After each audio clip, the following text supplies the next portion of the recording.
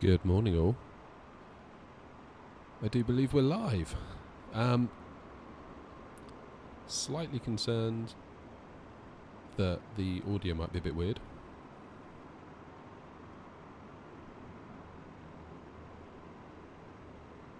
I foolishly decided to mess with audio settings last night. So, that's always a bad idea. Wesam, how you doing? Nice to see you. Always a bad idea to mess with audio settings before you intend on streaming. Not my greatest plan, I won't lie to you. Anyway, here we are, LAX, and we're heading up to San Francisco. Why can I not move my mouse? That's better. It's all going so well this morning. What on earth is going on? Fix look.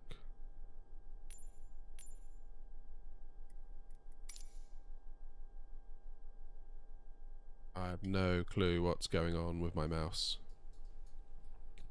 It's been so weird. Right, let's get this tablet fired up if I can. Oh, right. Plan from SimBrief is loaded. Fuel from SimBrief is loaded.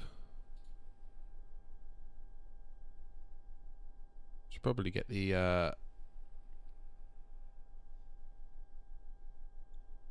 jet bridge attached. Get all this good stuff on the go. There we go. Look at that. I'm going to turn my mouse on and off at the risk of it not working, because it is being weird. Seems like whenever I do a right click, it zooms in. And I don't know why it's doing that. That is so weird.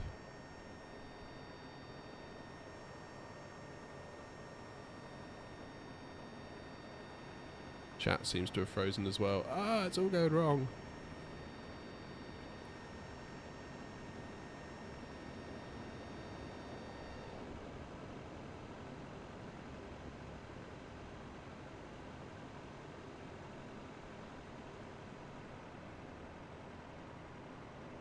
Everything is being weird.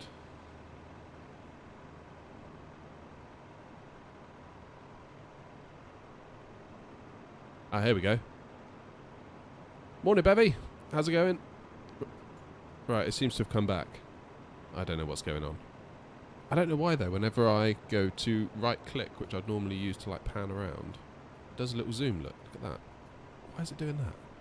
Ah, so annoying. Well, at least chat has come to life. That's good. I can see you all now. Yeah, doing well, thanks, Bevy. Happy New Year. Let's have a look. Why does it zoom? That's so annoying. Now, where's the jet bridge? There we go.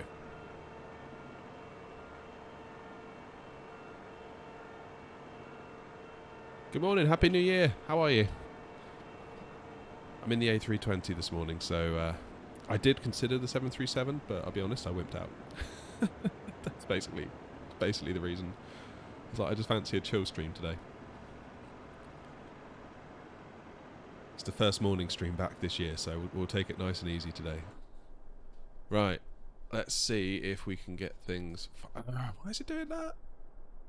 My controls are all over the place today, and I don't know why. You're feeling good. That's awesome. Yeah, not so bad now. Now we're... now we got this flu out the way. That was awful.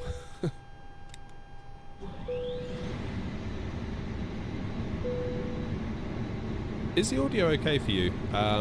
Reason I ask, I fiddled with audio settings to, like, try and record my audio on separate tracks. So maybe you might hear, like, double if I've messed it up. There is a distinct possibility that might be the case. So just shout in the chat if anything sounds weird, and I can look on my end.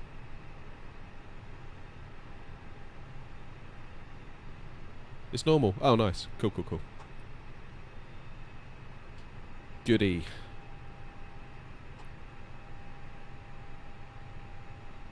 Awesome, awesome, awesome. Thank you. Alright, we're just waiting for available to appear. There we go. Maybe you bleed now. 1, 2, 3. Let's get the old fuel pumps on the go. Let's arm the emergency lights. No smoking. Still makes me laugh every time I flick that switch. No smoking. Like, you just wouldn't dream of it now, would you? But the fact that there was a time where people could smoke on planes, that's yeah, it's always amusing. Alright, now we're on APU, we can get rid of external power. White lights, none present, which is always good. We like that. Nav and logo.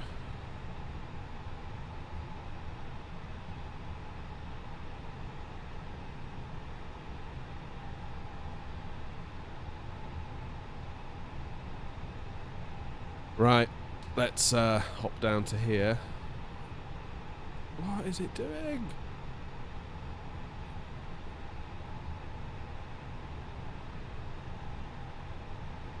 Literally got no idea why it's doing that.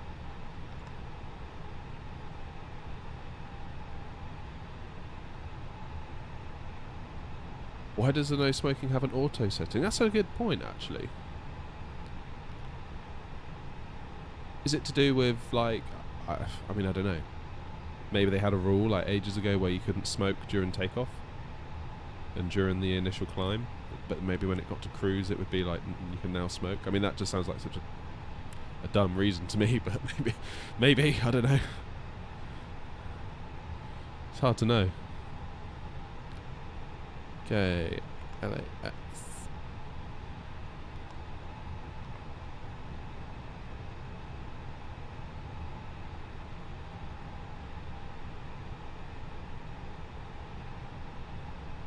Go.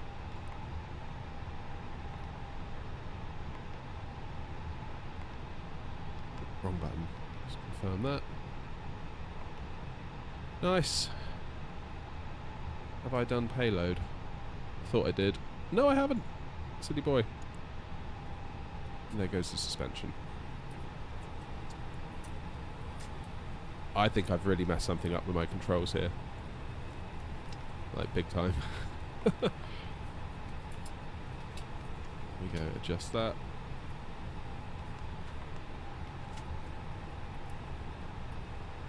Definitely messed something up.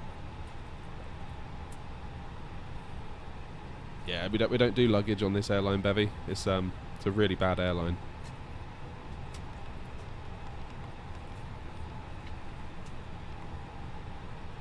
Do not recommend.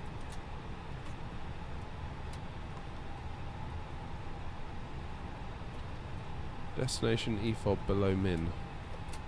Oh, it's because I did it all out of order, wasn't it?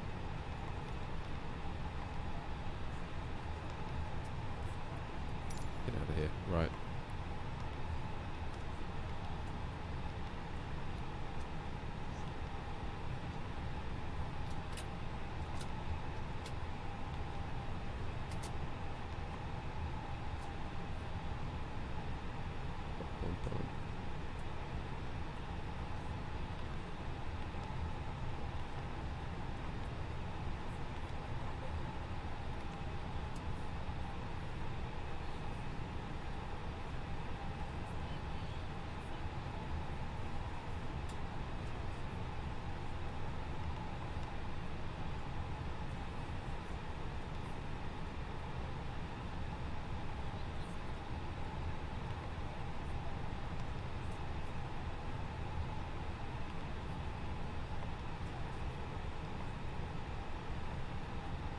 What does that mean? Dest EFOB below min. It's because I think I put the passengers on after I'd done the this bit. Which should be the block. What's the block fuel?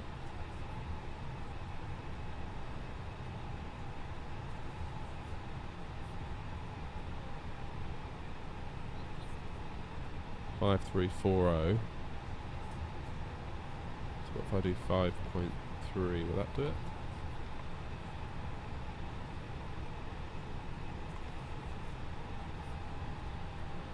Anyone know?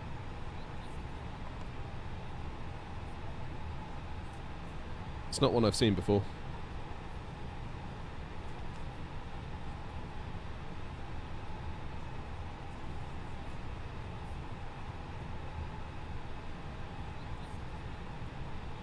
Right, what runway are we taking off from? I think it was 6 right, possibly 6 left. 6 left.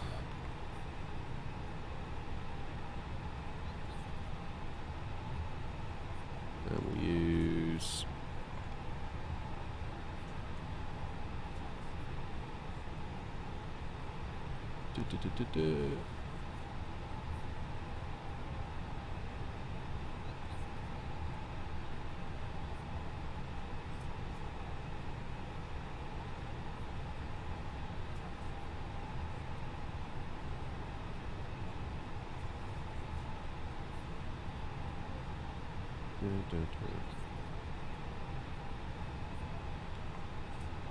Stock D, there we go.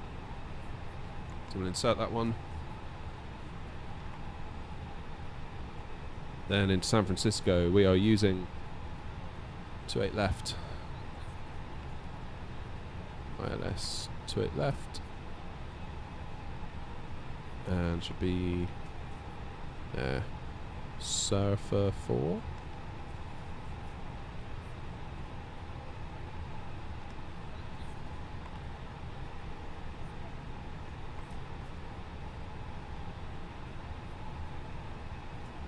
Hey Jalise, how's it going? Long time. No see. You okay? I feel like it's been ages.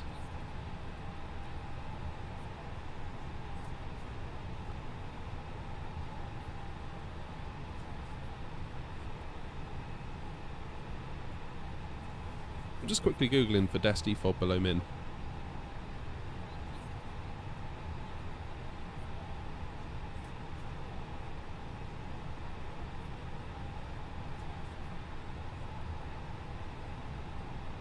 Final fuel. So EFOB is the fuel at destination.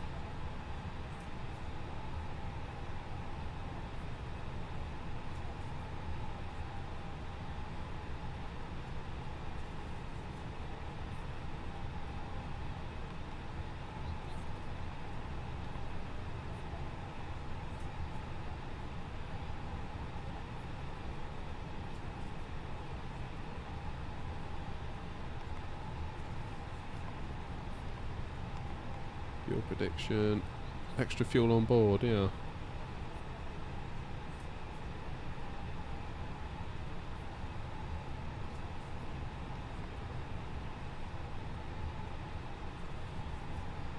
Where do we get extra fuel on board from?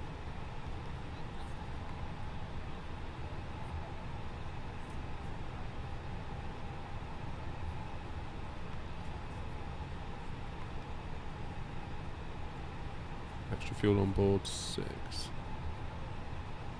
That should be right.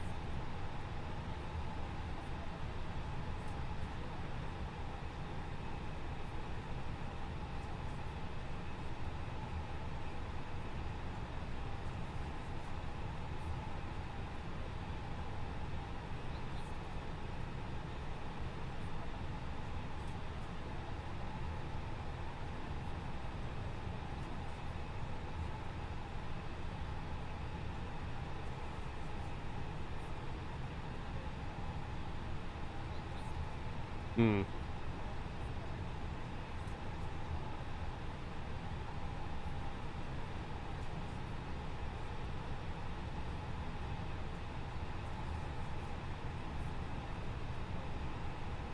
I've got extra fuel 0, but my total fuel is 5340, which we have.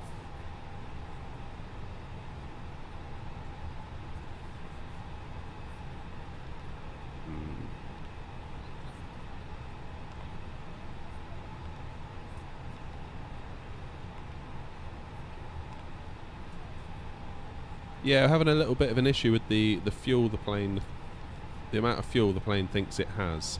is a little bit off at the moment.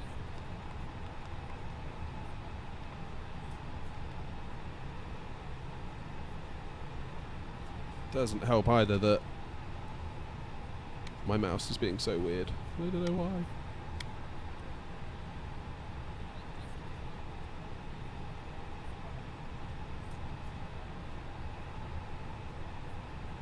Minimum takeoff fuel, you mean?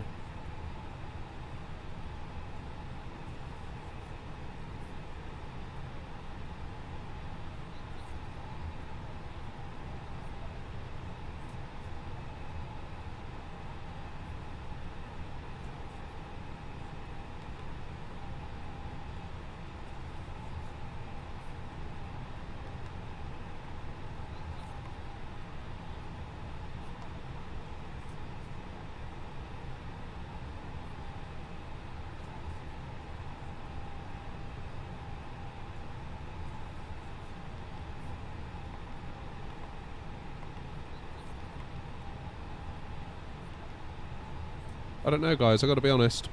I don't know the answer to this one.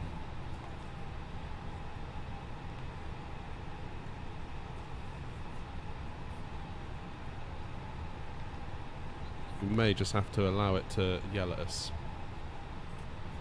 Right, so let's step through the flight plan. Anyway, we will take off and then work our way up to San Francisco. Just checking for any weirdness in the plan.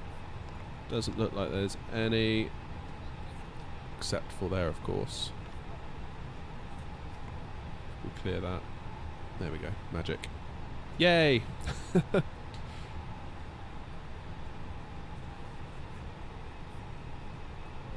Right, we'll leave it at that for now because we need to get going, because if we don't, I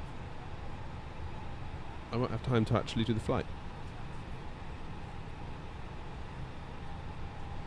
Okay, flight directors are on. Do we have any constraints on the way out?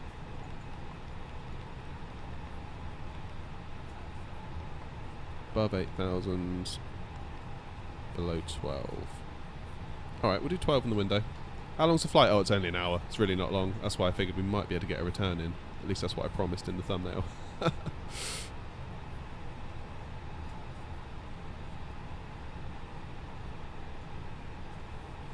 thrust levers are down.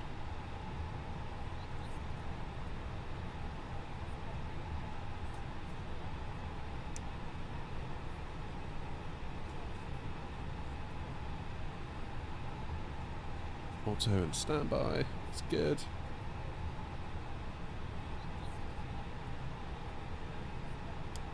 Lock the doors. Will I be able to do the return flight? Yeah, hopefully. Hopefully. I mean, it's only an hour, so I'm good probably for the next 2-3 hours. So, we'll, with a little bit of luck, we should be okay.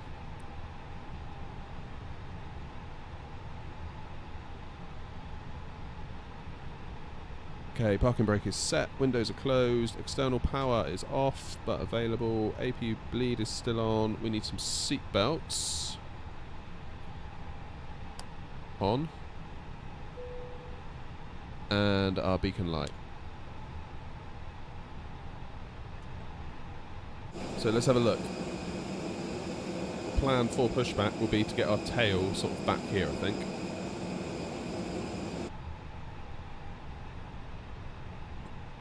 Oh, the Vegas flight, where we fell through the runway. God, that was awful, wasn't it?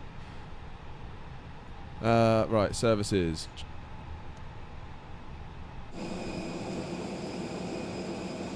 Hopefully the jet bridge will now be on its way.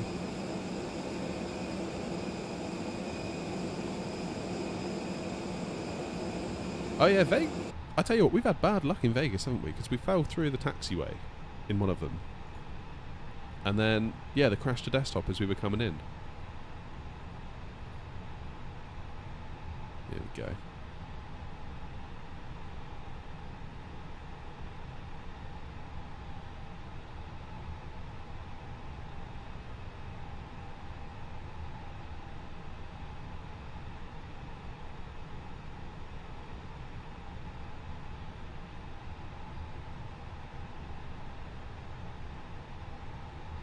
Don't mind me, I'm just trying to get a map of the runway.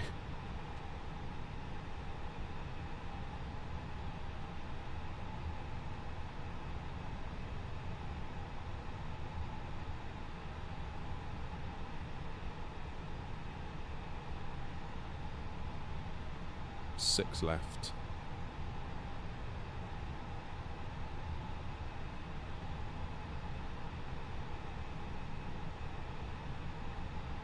So we need to basically push back and then head down in the direction that the plane is facing.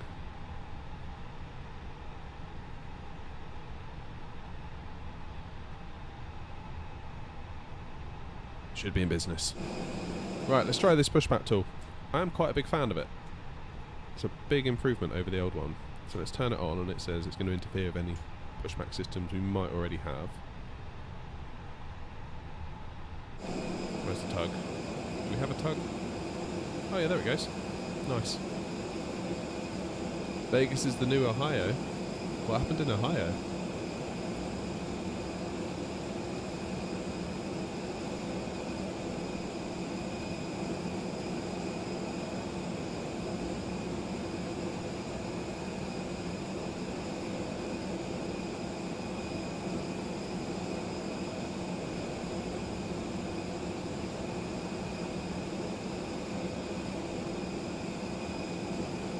Oh, it's a meme. Right, parking brake on. Let's get parking brake off. Let's go backwards. If I change the view, is it going to stop? I bet it does. Yeah, it does. Oh no.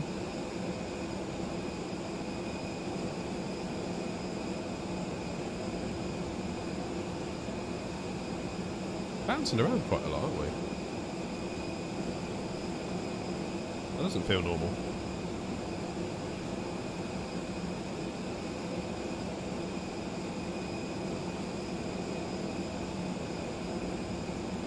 Okay, so I'm going to try and get us to do a turn. To the right. Yes. Look at that. Oh, it stopped. Brilliant. I was just complimenting this pushback system as well.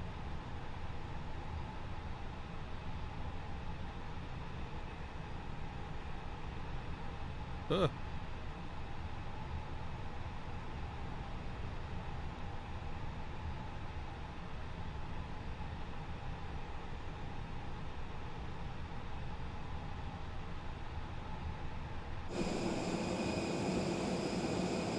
It stopped again. Ah. A few days ago when I was pushing back, the plane pitched up because of the tug.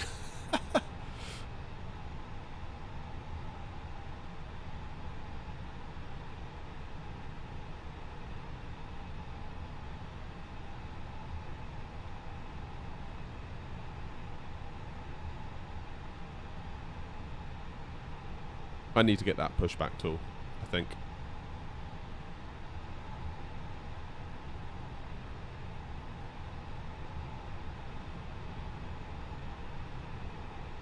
Don't know why my mouse is being so weird. Why is it doing it?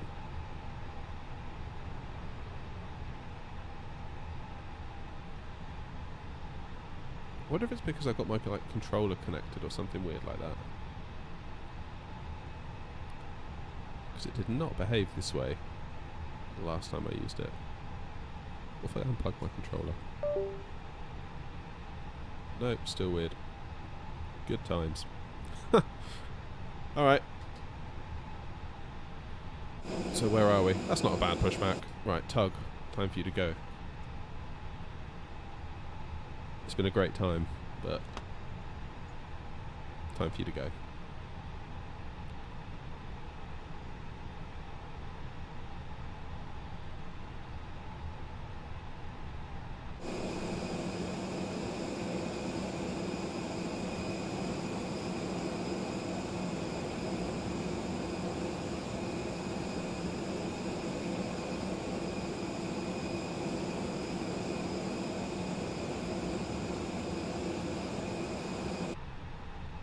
Alright, let's get ourselves started, shall we? So, ignition.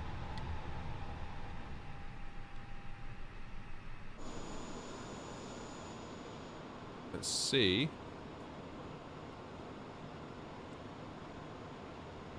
If we get engine start.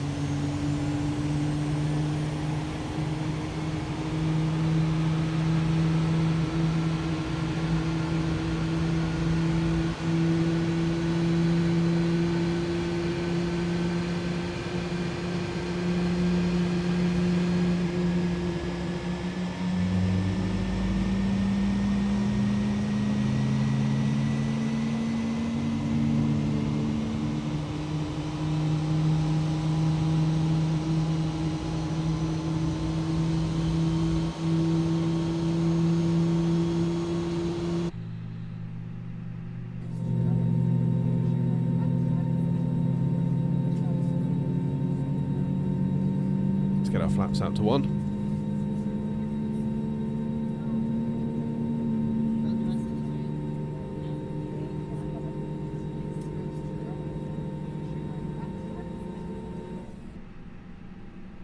Nice. Almost there.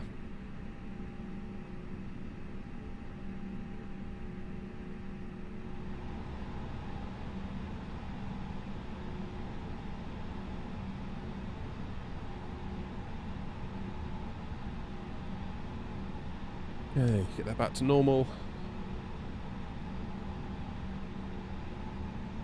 No falling asleep, Wessam. Got a flight to do.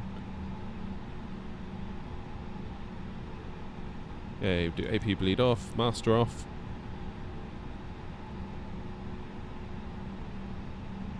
And we'll put our strobes on.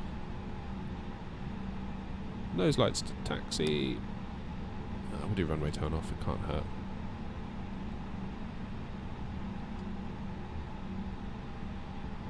Auto brake max. Flaps set to 1. Ground spoilers. Armed.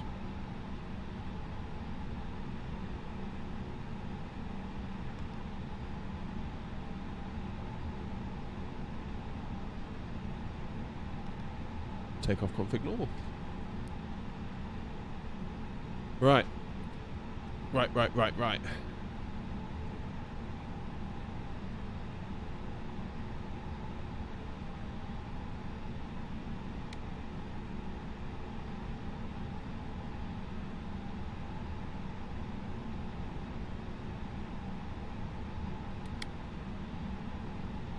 Trying to work out where we need to go. 6 left. So it's out of here and to the right. Allegedly. Let's see if we can find the runway.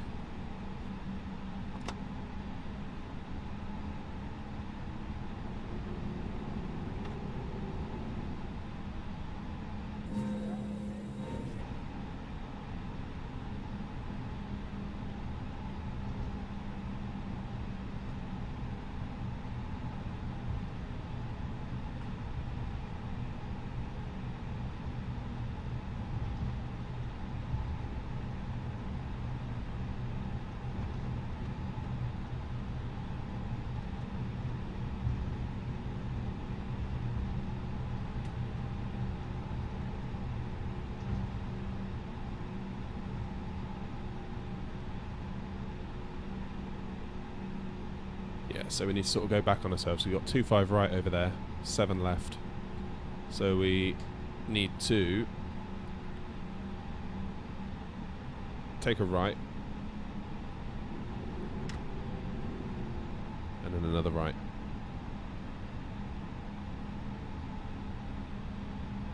Really don't like the way my mouse is behaving today. Hopefully it won't cause us any issues. Oh man, that FPS is bad, isn't it? Whew.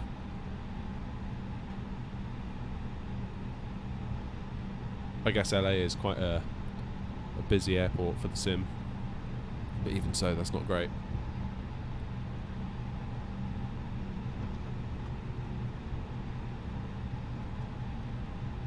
That settles it. I'm going to need one of those new GPUs that came out yesterday.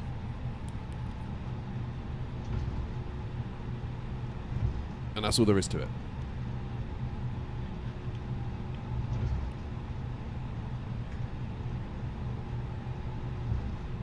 Now, is that a cut through? I have a sneaky suspicion that it might be.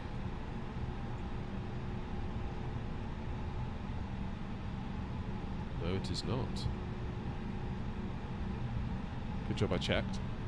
Speaking of GPUs, you built your new PC last week. Awesome. What'd you build? What'd you build? Tell. Can you tell I'm a PC nerd? Like, ooh, PC. Tell me about it.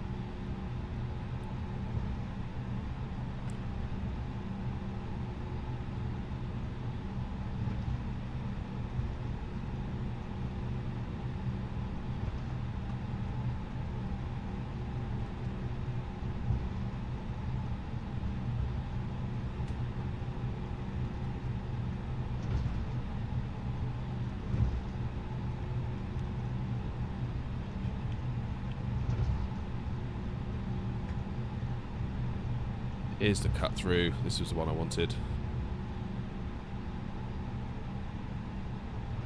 Oh, morning, Nick. Or evening, Nick, depending on your time zone, of course. Oh, why is the sim lagging so much? Oh, that's better.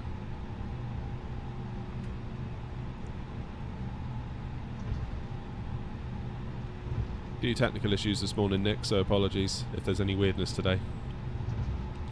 Where are we flying today? We're going up to San Francisco, so we're in LAX. Heading up to San Francisco. If time allows, we'll come back.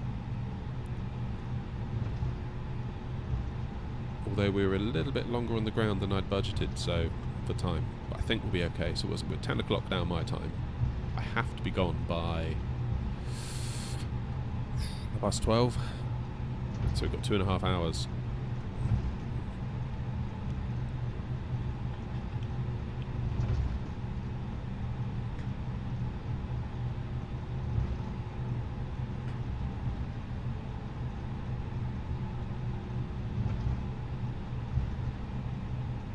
You're on a bit of a budget. You've got a 2060, was using an RX 580 and an i5 11400F. I tell you what, the 11400F is a great chip. Absolutely stunning chip. I love that chip. It's always the ones I look at is the 400s, especially the Fs, because the F just means that you don't get the integrated graphics chip or portion of the chip built into it, right? So yeah, anything with the 400F on it gets my attention. For sure.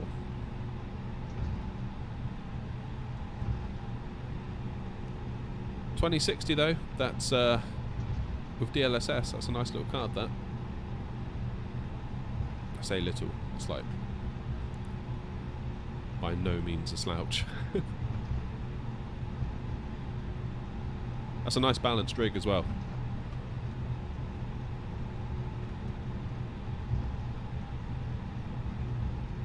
Nice and balanced.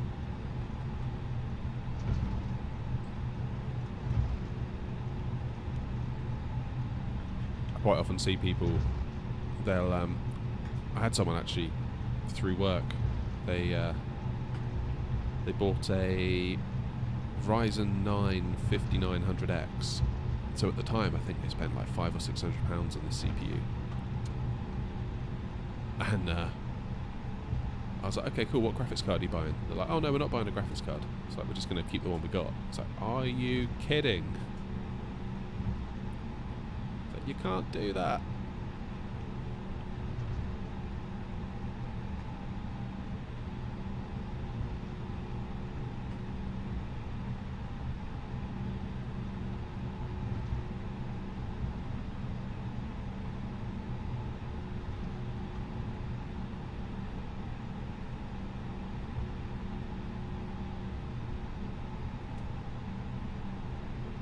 I suppose if you're going to use it for like productivity stuff where you just need CPU cores, that would make sense. But they're like, oh no, we're going to do gaming with it. I was like, oh no.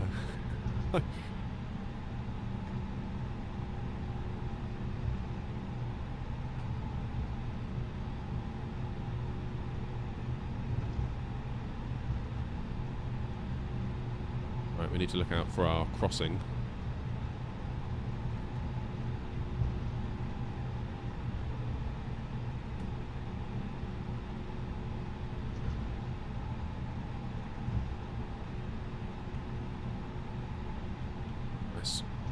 Not the next one, but the one after that, I believe. Bravo, bravo. Which I'm sure is what you'll all say as I land in San Francisco. Haha. Took you 10 minutes to load into the main menu. What? What is going on?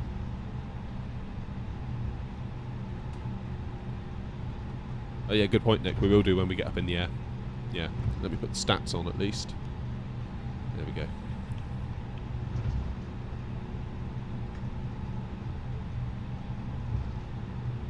Oh, you've got it on a spinning disc. Yeah, fair enough. That makes sense.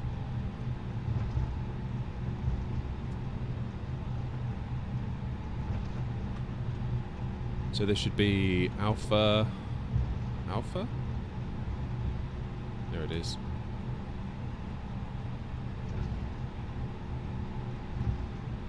I mean, we probably could cross and join here, actually, because we're not going to need the whole runway. We're only little, aren't we? We are only little. For those wondering why it's 29902, it's because we're not using live weather. I'm in a grump with live weather, so I've turned it off today. So that's it. I'm never using it again.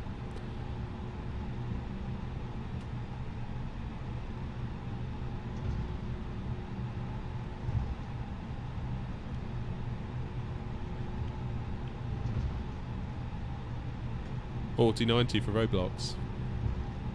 Wow.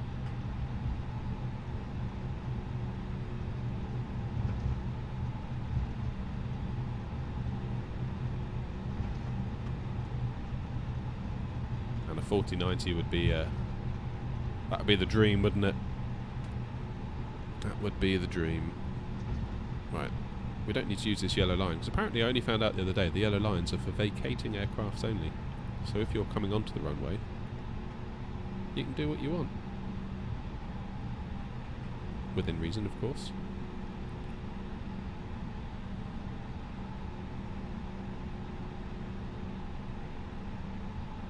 No, I didn't know that until someone said it on their stream, and I'm inclined to believe them. They tend to know what they're on about. More so than I can assure you. Right. Lights, camera, action, as they say. Okay, I think we're good. Everything's going well. Let's go.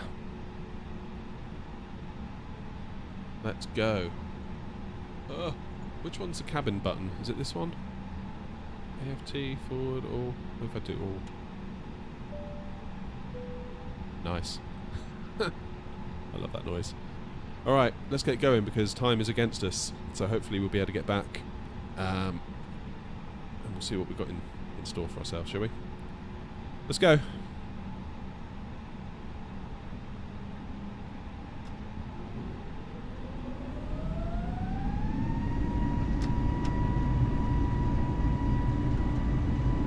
The one advantage of live weather being off is that it's so easy to stay on the centre line.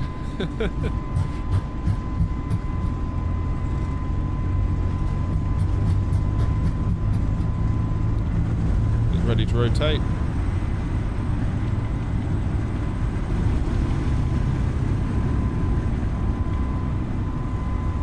There we go. Positive rate of climb. Gear up. That screen a bit brighter when I think of it.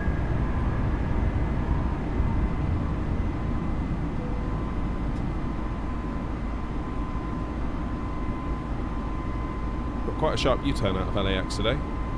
Not sure if that is in any way realistic or not, but it is what we're doing. I mean, that can't be right, can it? There's no way that could be right. Yeah, we'll just cut across the entire airport.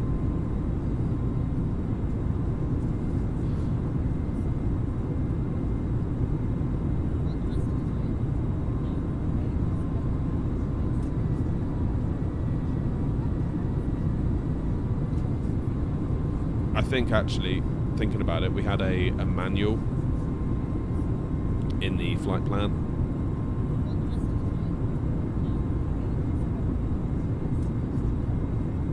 So I imagine we would have stayed manual, and then ATC would have vectored us had we been using ATC, but we're not, so.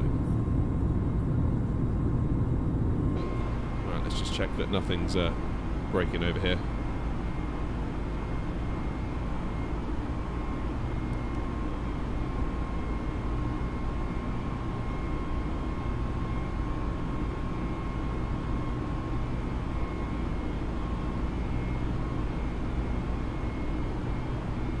Is that messed up?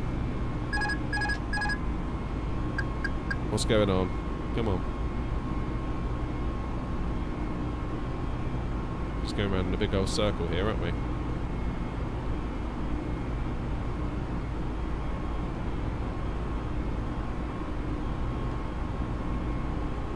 Yeah, let's do a temporary direct. To there. We'll try again.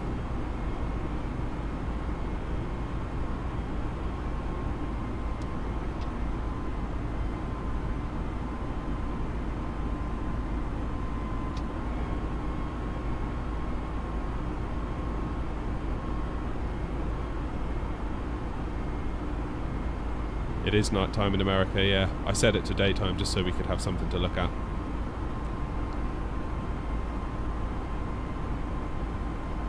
Man, the stream's going badly so far. Feels like everything's going wrong.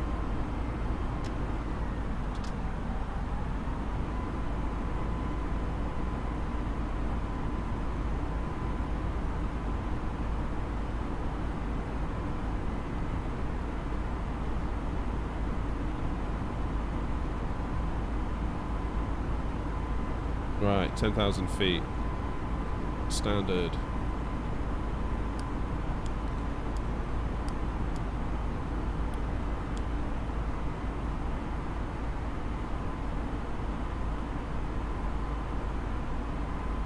Hey, Vidius.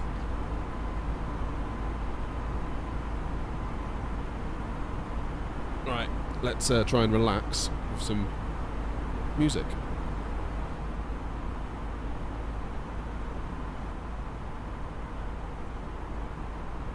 I wish I knew why my mouse was messing up. It was fine last night.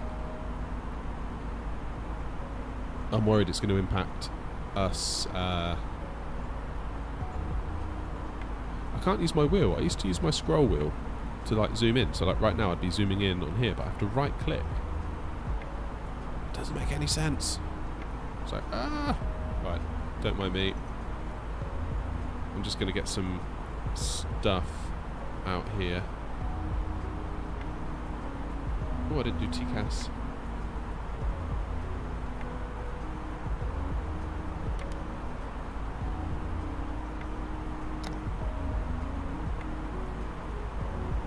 Probably let these passengers out if I can get my mouse to move.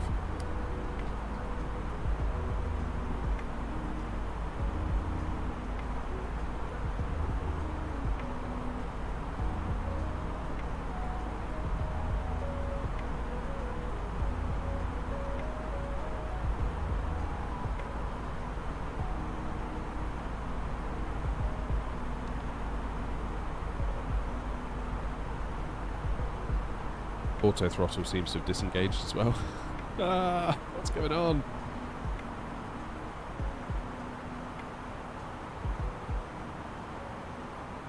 What's our cruise altitude for today? 340.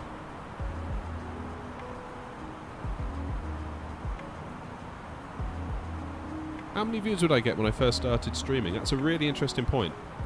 One I was thinking about only last night.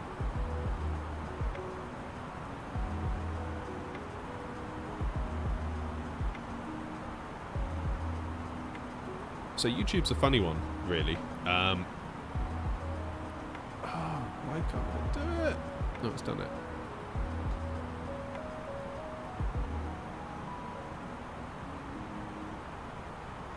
Yeah, so YouTube is, if you were to just start a new channel and stream on YouTube, I think the likelihood of you getting any viewers whatsoever is really low. And I don't say that to discourage you. You almost need to treat YouTube differently to other platforms. Like Twitch, you just go live, right? That's the whole point of Twitch. That's like the whole idea behind it is you go live. There's basically no discoverability on the platform. You've just got to hope. It's kind of ordered top to bottom, isn't it? Most popular at the top, least popular at the bottom. So it's quite tricky. YouTube, you need to make content first, I would say, to get yourself an audience.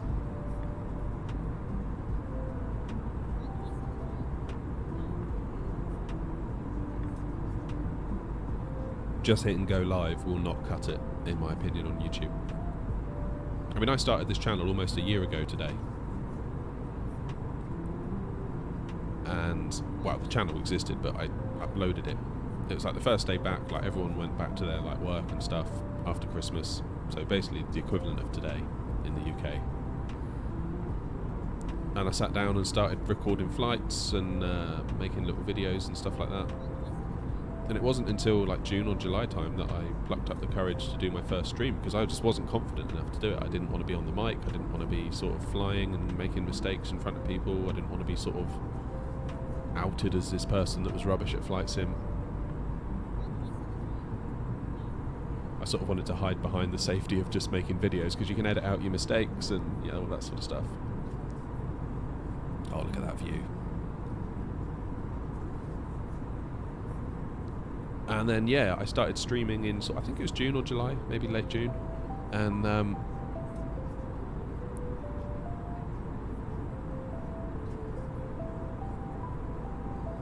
the first stream I did, I had like 30 viewers. I was like, whoa, 30 viewers, that's crazy. Because I mean, keep in mind, if you get 30 viewers on Twitch, you're like in the top 2% of the platform. I was like, that's crazy. Like, how am I getting 30 viewers? And then I did another stream and like I got 6,500 views in like 2 or 3 hours. I was like, that is just incredible. But now I don't get that as much. And I think I know why. Like originally I was a little bit like kind of bummed out about it. I was like, that's annoying. Like I'm not getting the 1,000, 2,000, 3,000 views.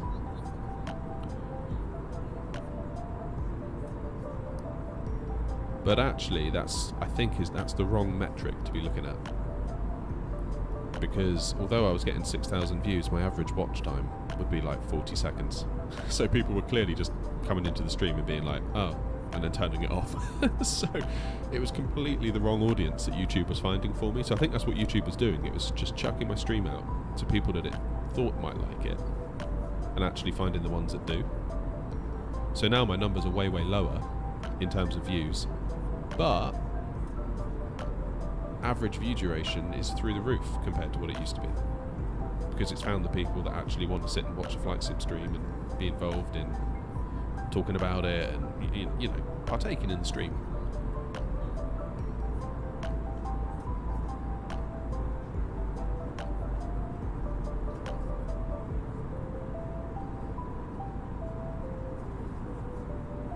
Yeah, like I did a stream the other night and I think I got 150 viewers for the whole time, but those were 150 viewers that stuck around for a while, as opposed to 6,000 people that opened it up and closed it.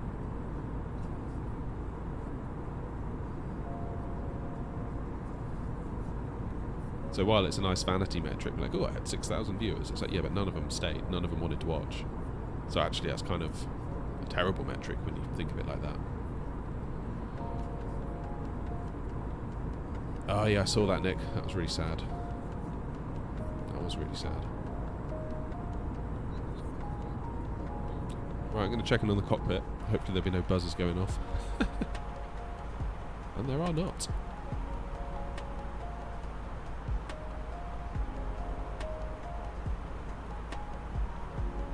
Almost there. Nothing much out this window, is there?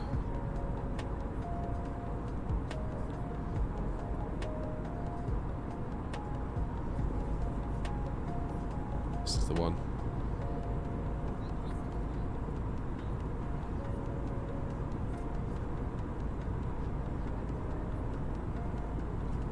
How do you pull up the info? Oh, right, yeah, the stats from the plane. So what I use is a piece of software called Sim Toolkit Pro. And you fire that up, and you can import your flight plan from SimBrief, which is how it kind of draws the green line on the map, and it obviously knows where we're going. Although, it doesn't seem to be working. Normally you'd get that blue bar, would be like a progress bar, but it seems to not be progressing. So I don't know. I don't know what to tell you. It does say we're in our climb phase, so it's got that right, but it thinks we're about 12 hours away from landing. It's not going to take 12 hours, I assure you. Maybe once we hit a waypoint it will figure out where we are and recalibrate itself. But yeah, it gives you the map, it gives you the stats, it gives you those as like their little web browser sources, and you add them into OBS and sort of layer it on top of your stream.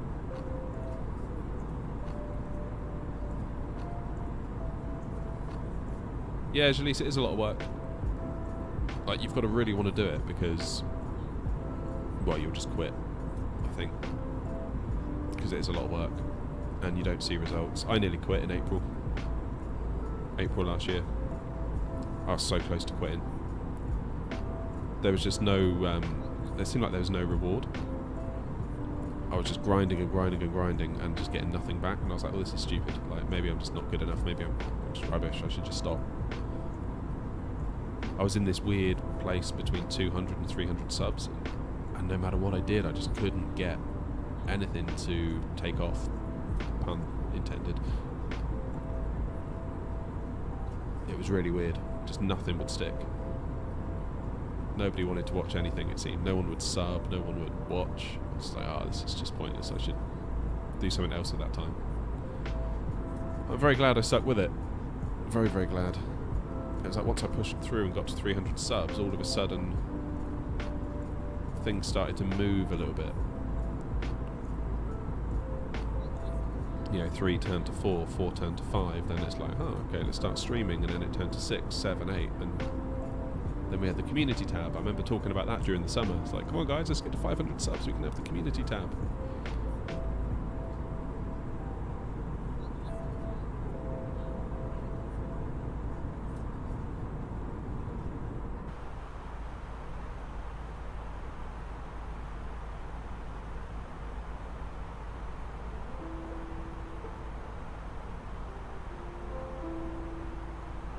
Gives it to everyone now.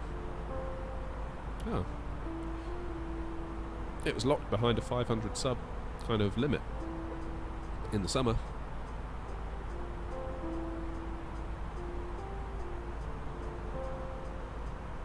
How's the audio, guys? Is it alright with the music and the mix and the engine noise and my voice? I can adjust any of those 3 things.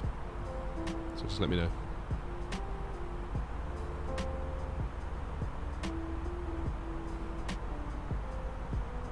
What I will say is YouTube Shorts are not performing like they used to, for me at least. It's about a week before Christmas, it just fell off a cliff, and I don't know why. Initially I was like, oh, people are like busy for Christmas, and they're probably like out of their usual routine perhaps.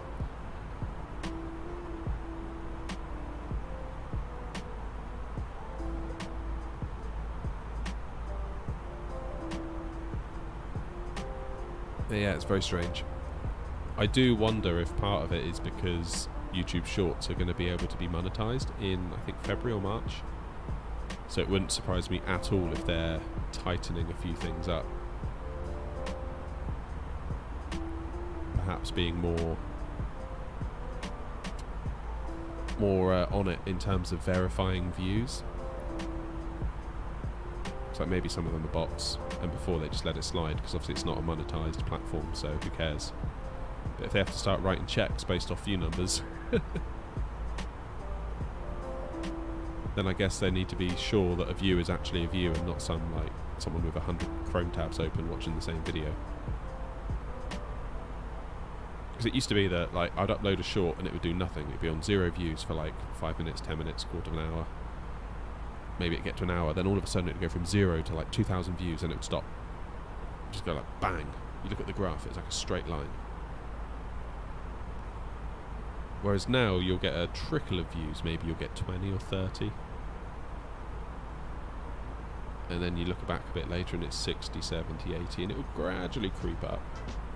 But it takes its time over it.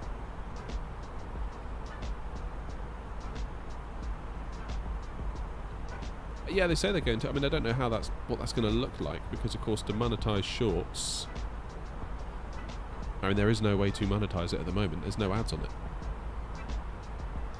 So I guess it's going to be like swipe, swipe, swipe, and then you'll get like an ad video or something.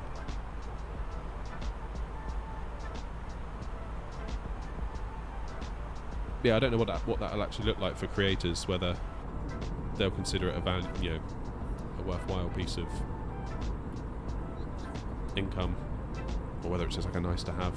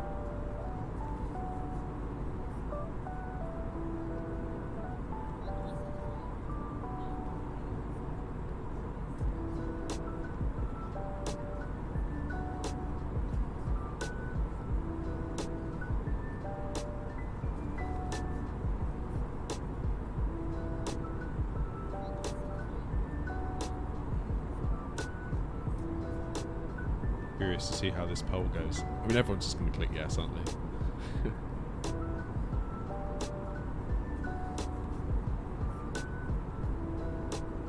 Okay, so we're 201 miles away from San Francisco, which sounds a lot, but it kind of isn't a lot. So,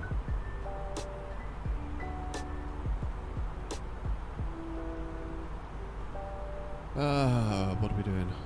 20,000, 17, 12 and a half, 8.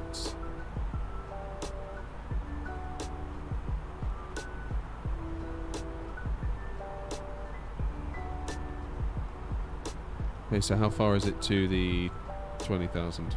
Thrustmaster yoke I'd recommend only if you fly Airbus, not to be easy to fly Boeing aircraft with it. But it's a Boeing yoke. So it'd be the opposite, right?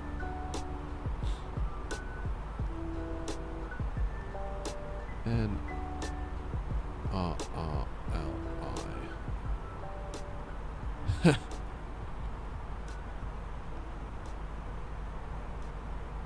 115 miles until we need to be at 20,000 feet, so that's a 14,000 feet difference. So 34,000 down to 20,000. Do it at 2,000 feet a minute, 50 miles. Oh, throttle. Gotcha. Yeah. Although I don't think the throttle is that good with the Boeing.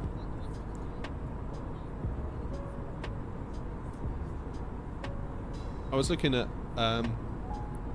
some YouTube reviews the other day, And someone said the yoke, the Boeing yoke itself, is absolutely fantastic. It feels great, like the way it moves. It feels like quality. Obviously it's coated in plastic, but they said it's like metal inside. But then the throttle quadrant they give you is quite lacking, was kind of the vibe I got from it. Because the flap lever doesn't have any detents in it. So they don't sort of go click, click, click, click. It's just like a smooth motion. So you just have to gradually move the lever and listen for the clicks. Which seems bizarre because the Airbus add-on they do for their throttle quadrant, where you get like the flaps lever, they have detents. So it's like, why couldn't you have just done that for the Boeing? And again, with the Airbus one, you can remove the detents. So you can do it either way, but with the Boeing it's like, that is it. And apparently the reversers are just, there's no, what's the word? They're either on or they're off. And they just feel a bit flimsy and cheap. It's almost, the reviewer said it's almost like the throttle quadrant for the Boeing was made by a completely different department, or it's like outsourced in some way. So they were saying perhaps the best approach is to use the Airbus throttle quadrant with the Boeing yoke. Which pleased me no end, because of course I already have that, so...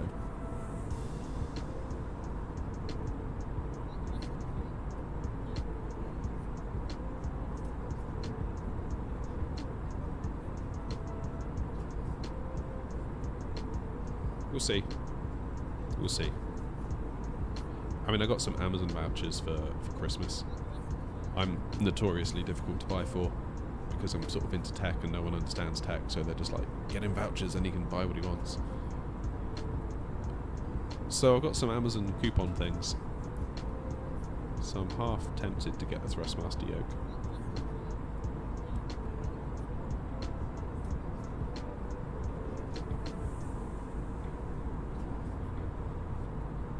Although it's gone up in price, so the amount that it's gone up in price is almost the exact amount of the vouchers I had. So it's kind of like, I almost want to wait for it to drop in price and then use the vouchers, because then it's like, it won't feel like it's costing anywhere near as much as it is.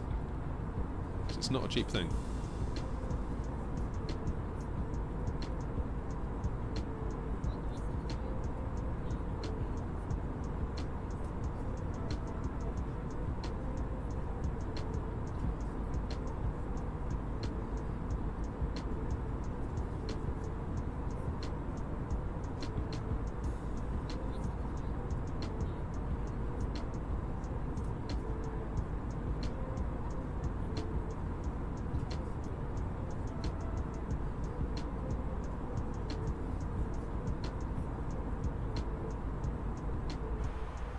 Alright, let's do our destination data. Map partially displayed.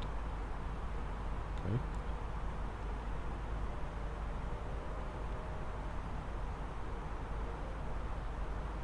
So 2992. What's the temp on the ground, I wonder? Because of course we're not doing live weather, are we? So this is all going to be a bit skew-whiff. Call it 9, I guess.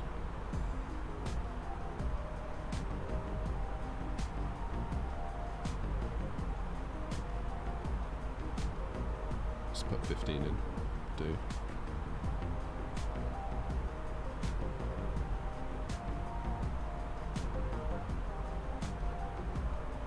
In 0 and 0? That can't be right. Thinking about it, Shalish, yeah, thinking about it. Whoops. Looking at the Thrustmaster yoke, but the Boeing one, yeah, that's right.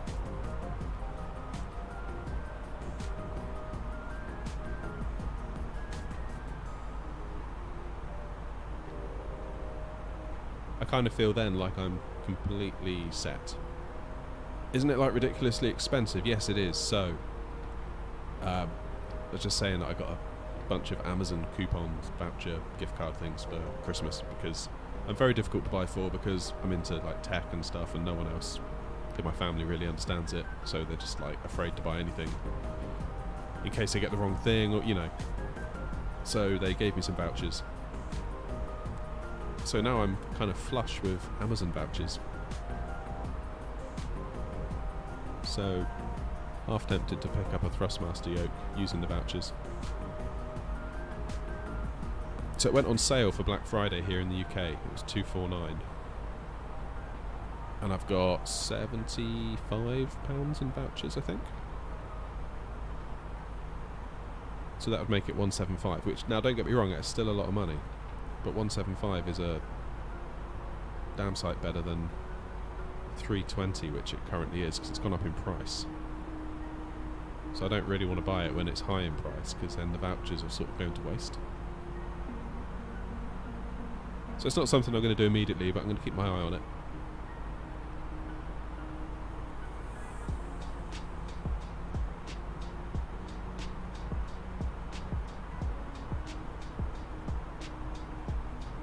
Right, we are 15 miles away from top of descent. I'm just going to go and turn my air system on because it's getting really hot and stuffy in here, and then I'll be back. Back in a mo.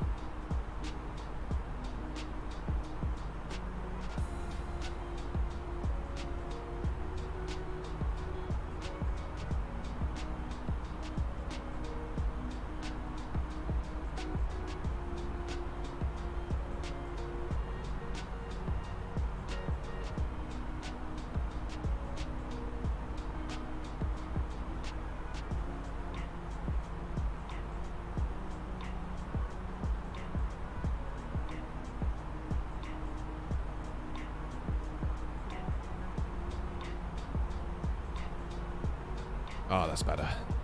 That is so much better. My PC is just heating up the shed so much. It's like a little furnace in here. Right, let's just quickly check in with our top of descent calculator. 53 miles it says to get down to 20,000 feet from where we are. At 2,000 feet per minute. And we're 55 miles away, so I'm going to set that going now. Just because we also need to drop speed to... I think there's a speed restriction as well. 280 knots. So obviously that will become more relevant. Oops. I mean, we are below that, but... Why does it keep saying map partially displayed? Oh, what's this?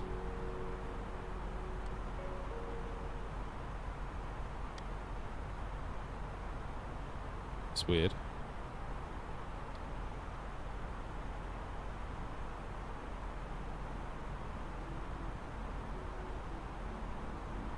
Oh, it's because it's in there twice.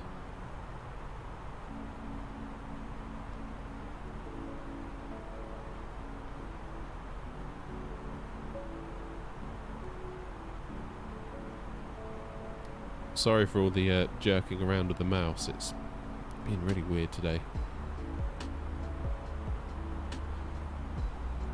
I think because this surfer one is actually the beginning of the star, and it was in here twice. Maybe it was part of the route, then I added the star for it, so it put it in twice. But I've removed one of them now and cleared the discontinuity, so now we've got a nice little straight line.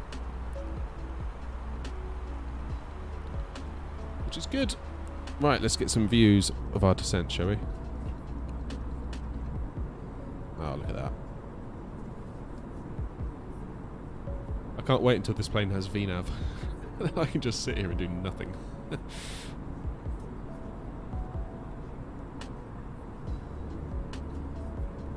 Just natter away to you lot.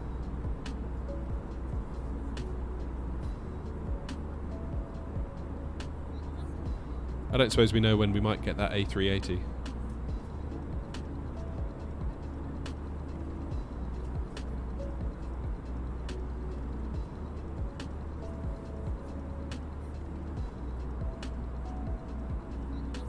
Coming very soon, yeah. Feels like it's going to be very soon for a very long time though. But you can't get angry because it's free, so...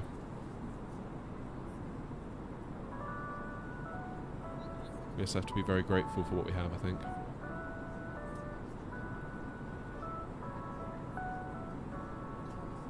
Yeah, exactly. It's as good as payware, for sure. So the fact that we're getting it for nothing, and you can see why they are the way they are about dates and things. Like they just say, we don't give dates. Because why should they? They're doing it for free. It's like a passion project, I guess. I think the minute it turns into them feeling like it's work and they're doing it for other people that don't appreciate it, then it's probably time to stop.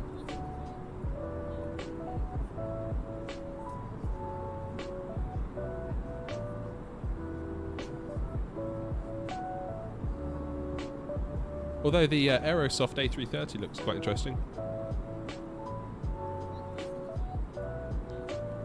It'd be nice to have an A330 to do some long haul stuff with.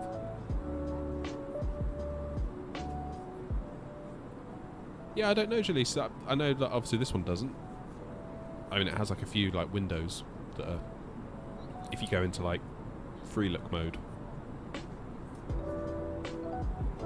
they've done a couple of like window, like the plastic trims around the windows, but the rest of it is just like empty.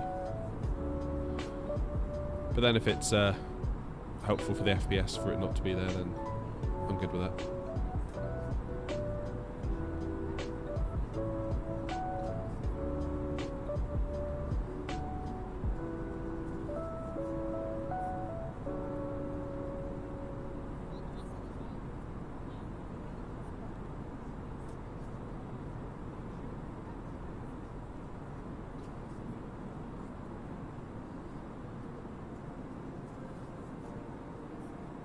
The trouble is, all these planes keep coming out. It then puts an obligation on me to make liveries for all of them. I'm like, oh no. And of course, each one is different. I tried doing the headwind A330 and I just got so stuck I gave up.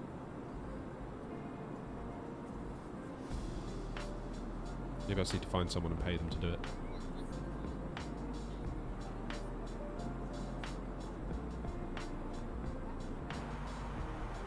Right, 280 knots.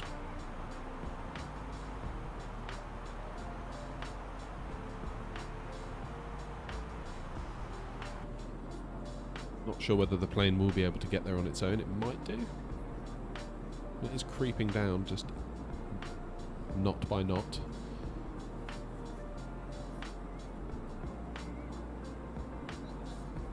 Yeah, it'd be nice to have an Airbus to do some long hauls in. That's kind of study level, I guess. I mean, is the Aerosoft going to be considered study level?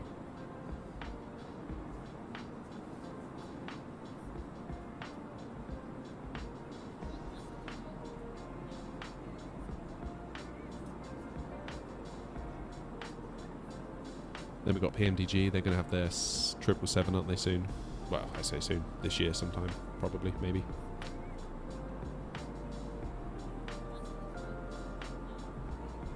I should do a flight where I don't use autopilot. Wow. What, hand fly the whole thing?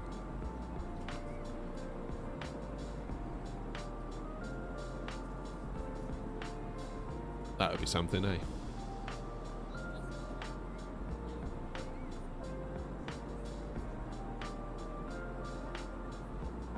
Maybe I could do it where I fly the SIDS and the stars a bit more. Sort of hand fly those.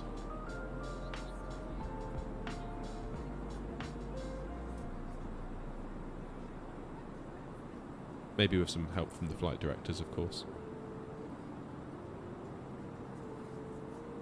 Yeah, that's it, Wessam. Yeah, like, do the first 10,000.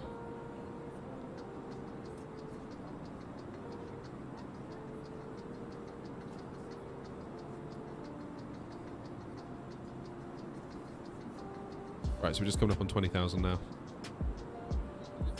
Then we've got 17 miles to drop to 17,000 feet. Yeah, I don't know what's going on with that. Everything's going wrong today from like a technical point of view. And I kind of anticipated that it would because I messed with audio settings last night. But weirdly, the audio is perfect. It's just everything else that's decided to go wrong that I wouldn't have expected to have gone wrong.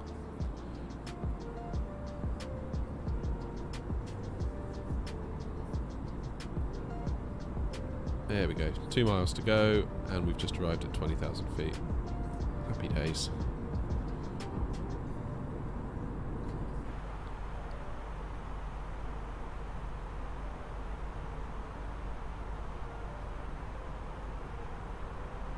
Speed should be accurate.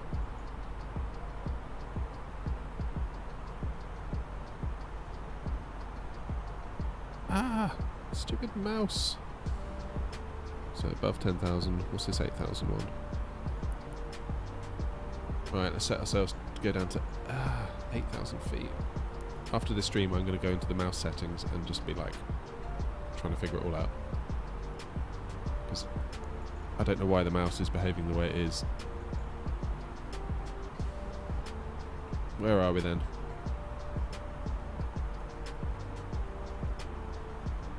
Getting close. Need to get down to 240 knots for a couple of waypoints time. What's that? 45 miles away. That should be fine.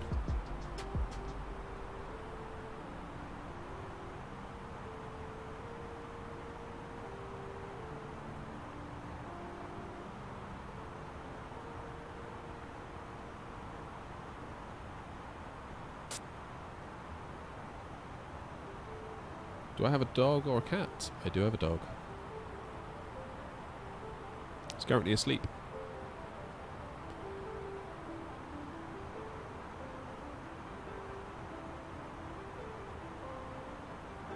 Never ceases to amaze me how little that dog does.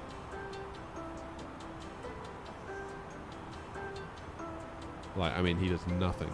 Like, all day long, just nothing. So, what are you doing today, dog? Nothing. Cool. Just gonna sleep.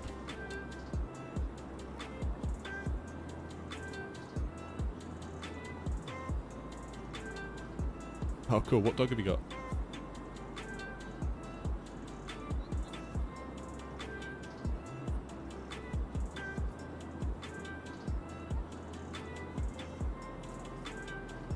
Ah, Black Lab. Nice.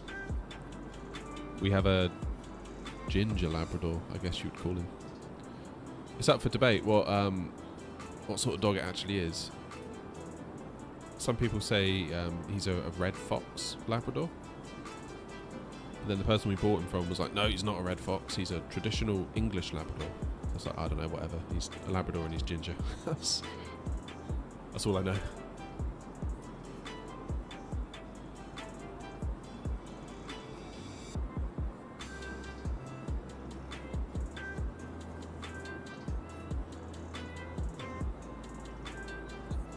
What's the dog's name? Harvey.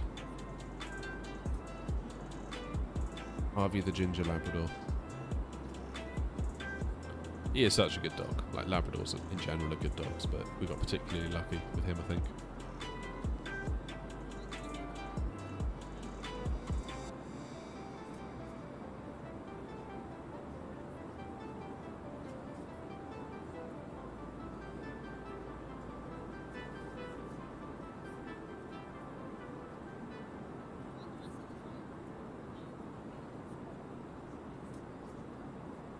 So the plan is we're basically going to head in the same direction we're heading in and then make a left in about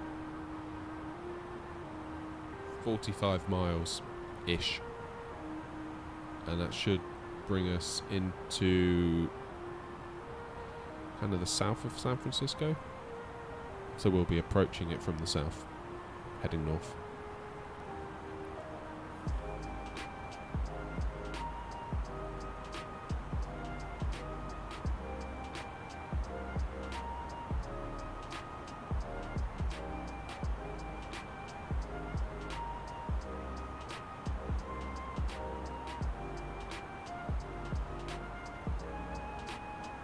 Right, let's try and get this speed down a bit.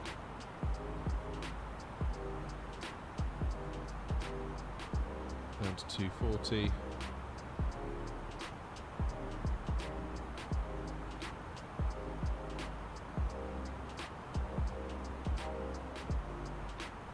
Do I know what CPU tense I get? Yes, I do actually, because I have a Steam Deck and I have it always on show. So at the moment, my CPU is being used 30% of it. So I've got a 6-core 5600X and it's currently sat at 56 degrees Celsius. GPU is sat anywhere between 60 and 70% utilization at a 61 degree temperature.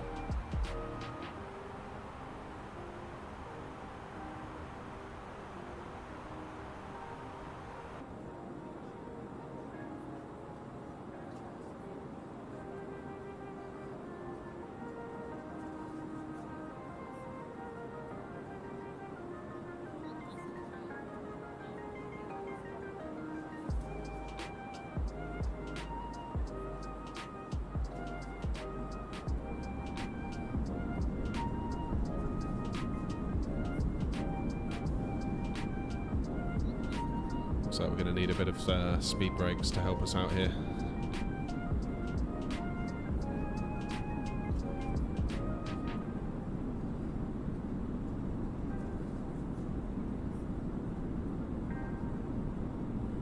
CPU came with a stock cooler when I played MSFS. It got to 100C yesterday, upgraded to an AIO. Yeah, the stock coolers are fine.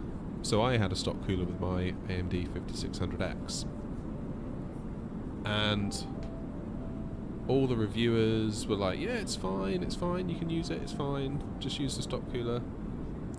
And they did all these tests where it like maxes out the CPU and it runs it, you know, all cores active. And they're right, it did work.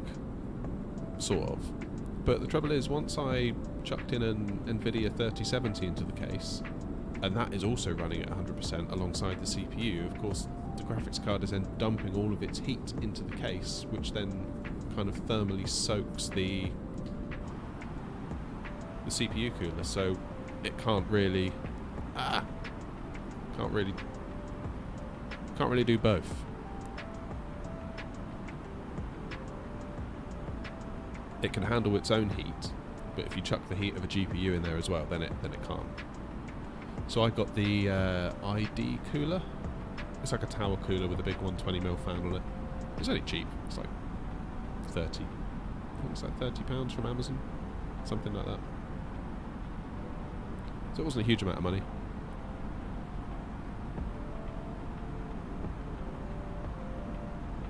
But it did the trick. I need to get a different case really if I want to use an AIO, because I've got a case that's got what, like, it doesn't have very good airflow, so the AIO would actually be starved quite a bit, I think. That's my one regret with my build, is my case. I should have gone for a better one.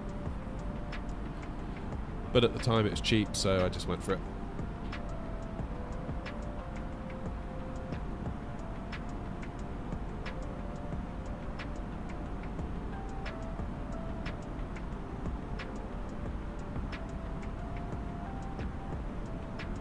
Alright, so we're 6 miles away from a waypoint where we need to be at 8,000 feet. We've just arrived at 8,000 feet and 240 knots. Then it's a case of...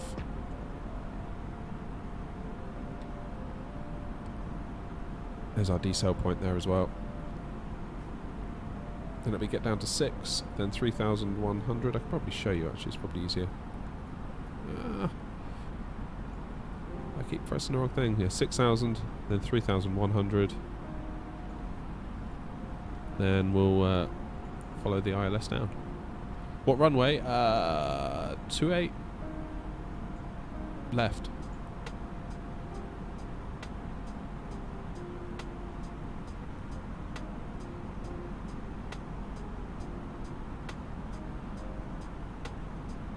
We went for a 360. Yeah, that's going to do the trick for sure. That'll do it.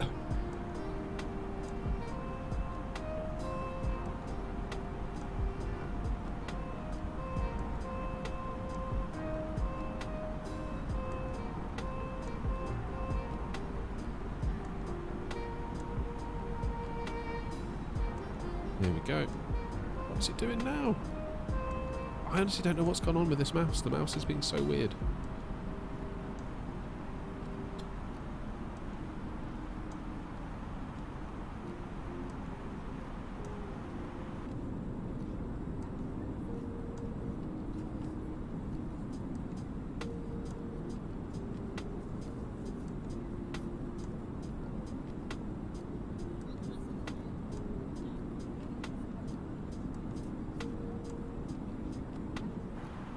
Bring us down to 210, so at least then we can do some flaps as well as the speed brakes. So I think we're going to need a little bit of help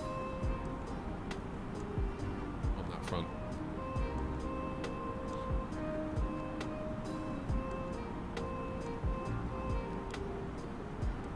I'm going to set the altimeter to 3,100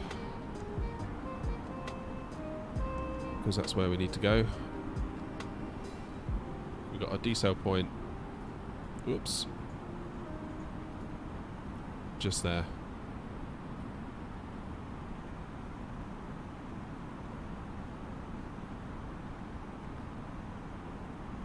get ready to activate that.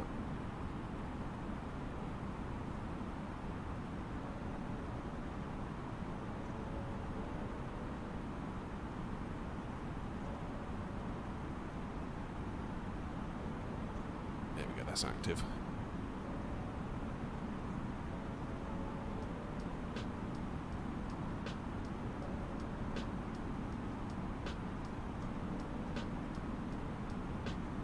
So we're not far now. So we'll do auto brake medium.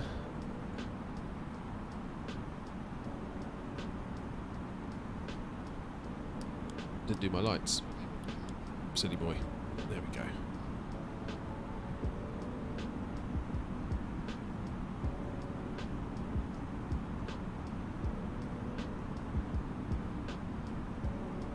Get our landing system on. There we go. So we're beneath the glide slope. That's always good. Is always good, so we're not chasing it all the way down.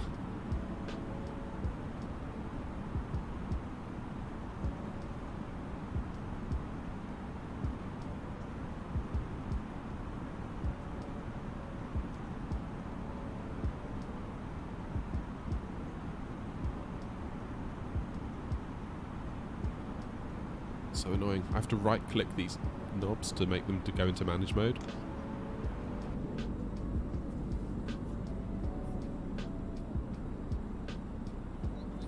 And obviously right-clicking them then makes it zoom now, which is really annoying. So what are we at? 10 to 11. I think we can probably get back to LAX. If we do like a super quick turnaround.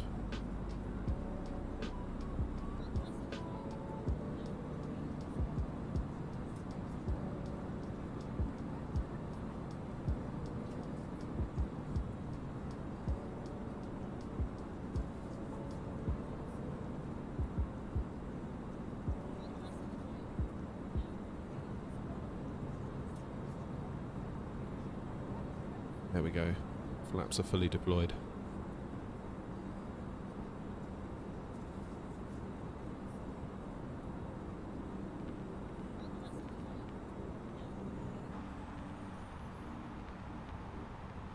There's our runway. I get my feet on the rudder pedals because this is all going to happen quite quickly.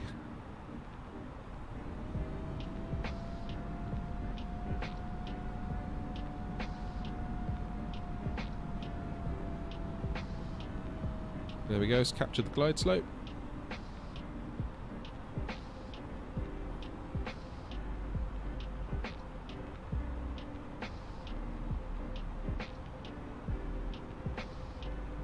And the localizer should come next. Got it. I mean the glide slope, rather. Ignore me. I don't know what I'm saying.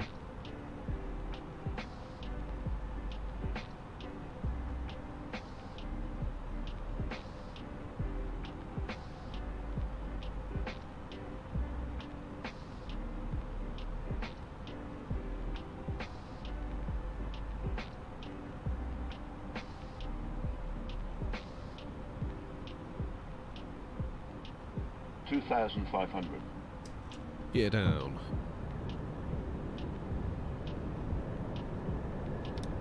Speed brakes armed. Flaps full.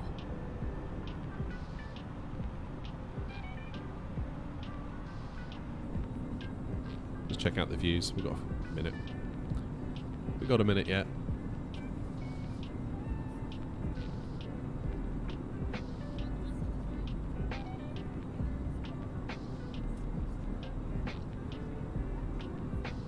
At the other side.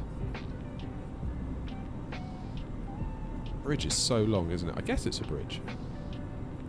This is the way we came in when we flew into San Francisco. I remember seeing that bridge out the window. I'm sure there was cars on it. I'm gonna butter this. Oh no, don't jinx it.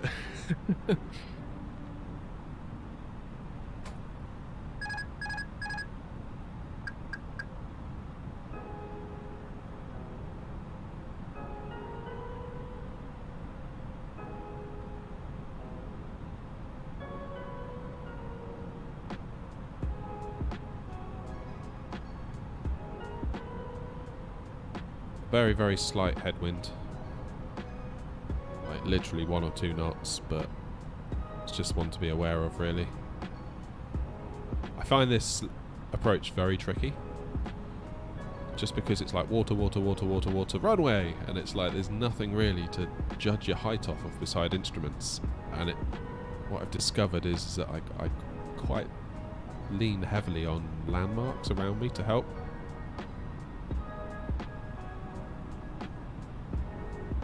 Which I didn't realise I did until I started landing here.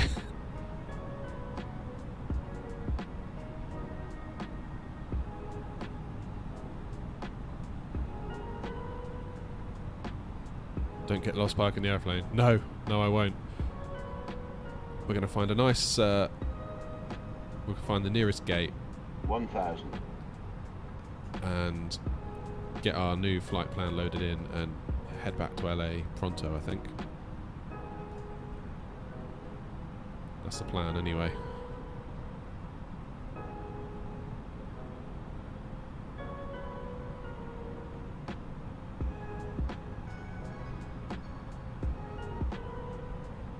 So the Pappies don't line up with the glide slope on the ILS, which is interesting.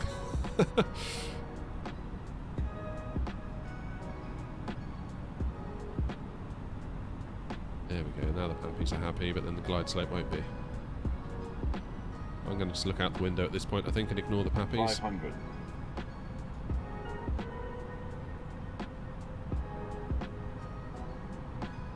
400.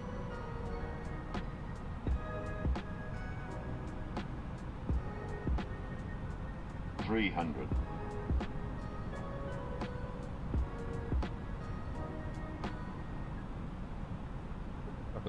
200. That's the sim stuttering away there to itself. 100.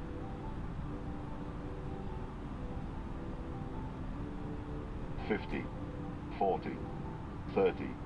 20. 10. 5. Man, what's happened to my FPS? That was borderline unplayable there at the end. Ugh. But not like that. It's still bad.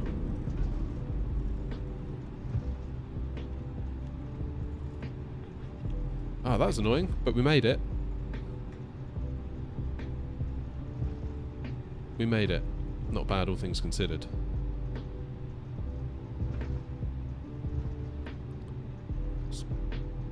Find a gate. Quickly, find a gate. I can see one right ahead of us.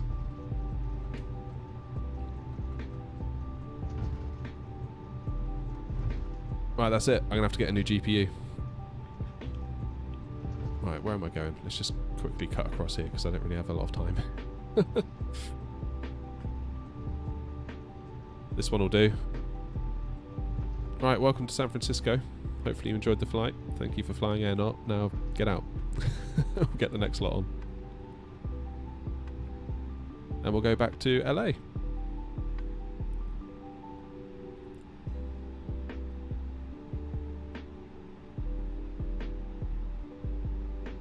No worries, Elise.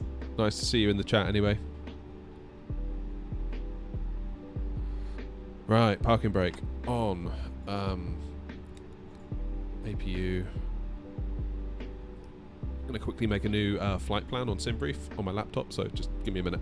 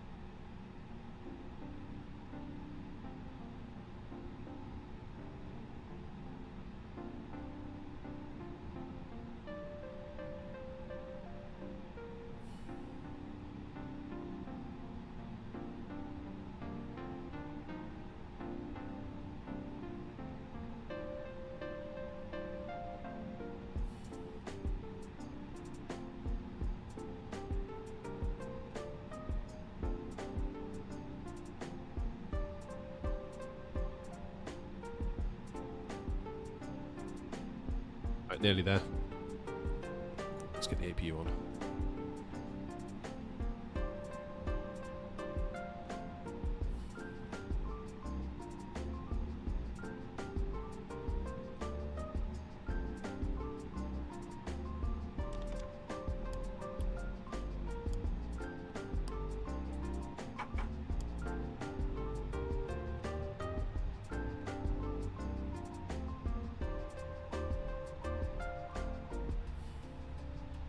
Okay, right, I've got a new flight plan. Hooray. Let's see if we can get it loaded in here. There we go, SFO to LAX. Lovely. Fuel, apparently we need less fuel for the way back.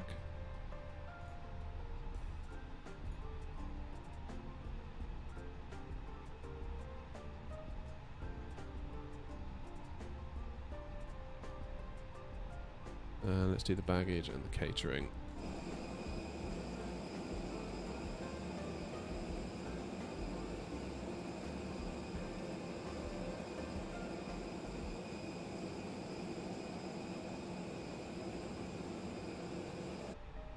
Nice. Right.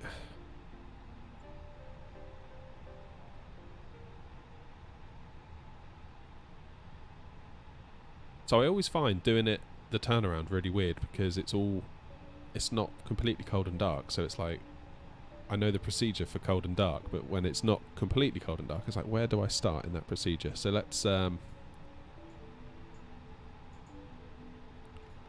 to ATSU, AOC, init. There it is, SFO, LAX, nice. Gonna knit a new plan.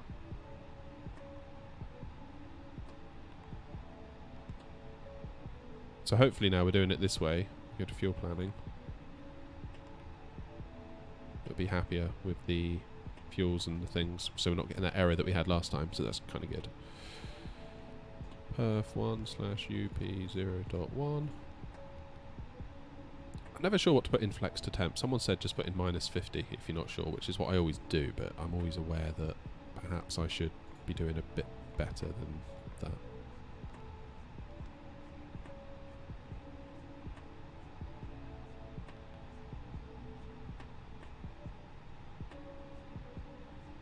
Okay.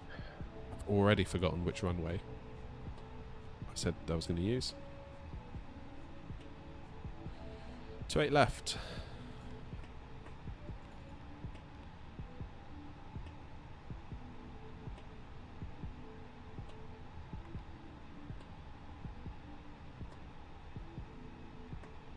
And it says we need to use the Night 3. There it is. And we'll transition by gobs. Okay, that looks pretty good.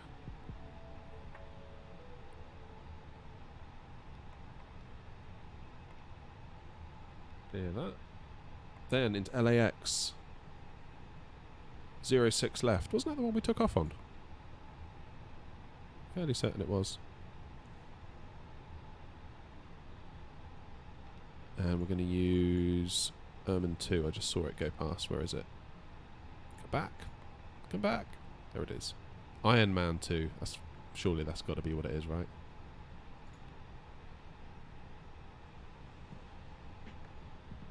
I'll go for no fires.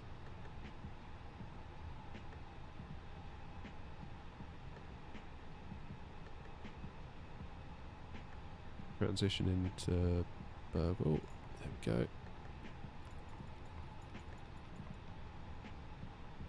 Let's go into plan. Ah, my mouse. Why is my mouse doing this to me? Right, let's just go back to San Francisco and we'll step through the flight plan. So runway 28 left. So we're going to head to the north, going to sort of wrap around San Francisco, which would be quite cool for views, and we'll start heading south. So bump, bump, bump, bump, bump.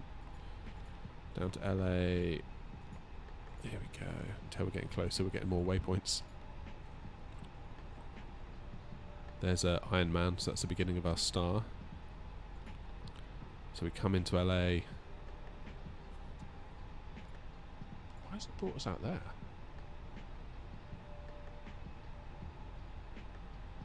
Well, that seems dumb.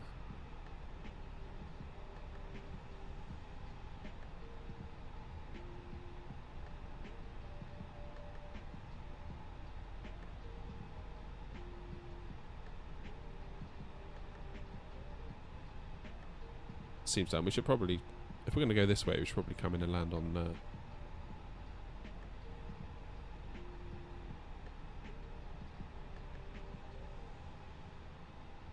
probably land on 2-4 right if we're going to do that. It's true. Let's try that. 2-4 right is the inverse of 0-6 left. We can still use Iron Man 2. No Vires. Burgle, wasn't it? Fairly certain it was. Right, let's try that again. Bump, bump, bump, bump, bump, bump, bump. All the way down.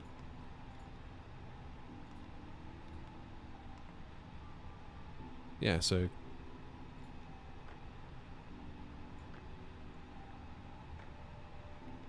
we clear this manual. I think we leave it like that. We'll go heading select when we get to Gatto.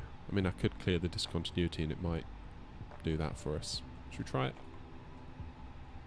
Sometimes it does break things. Oh, it's done it alright.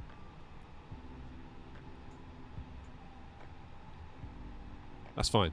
Nice. Okay.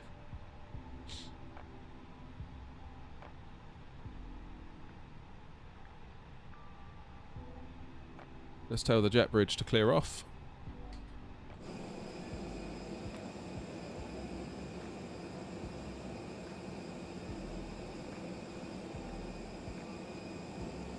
Why is it now only doing the baggage? I told the baggage to go, I thought.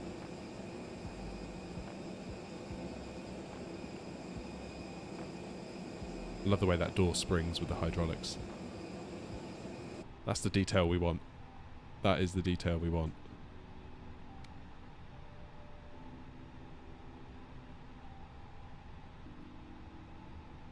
So it's almost back the way we came for the taxi. We'll push back, get our tail back here, and then we'll taxi along this direction to begin heading back to LAX.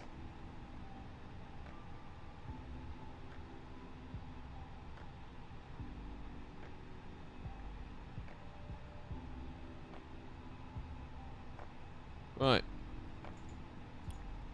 Seatbelts.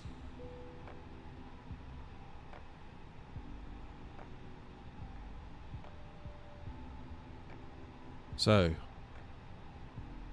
we have our APU on, external power is off, our nav is on, fuel pumps are on, all the no smoking stuff remains on, flight directors are on. Should probably check. Ah, this mouse is so annoying. What's the restrictions? There's no real restrictions on the way out, just 370.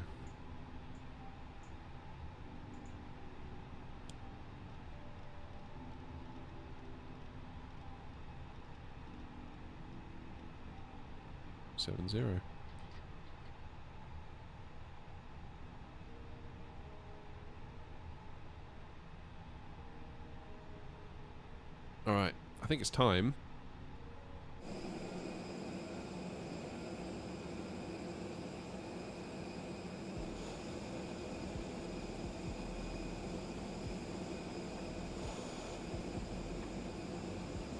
Careful of my wing.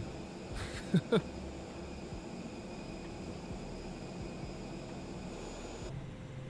to set our flaps.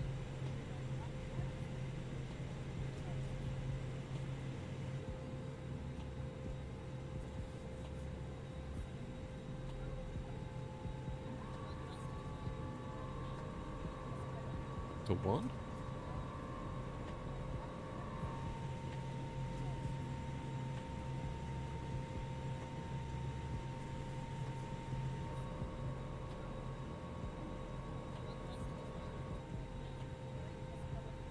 Nice. Lap set to 1. Speed brakes are armed. Gotta sort this mouse out. Auto brake set to max.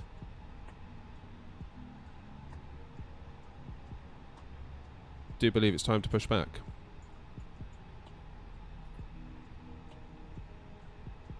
We'll turn the pushback service on. Is there a tug?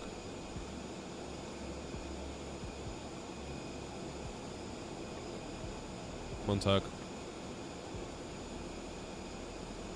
You're not going to do it, are you? Alright, whatever. Tug is attached. Parking brake off.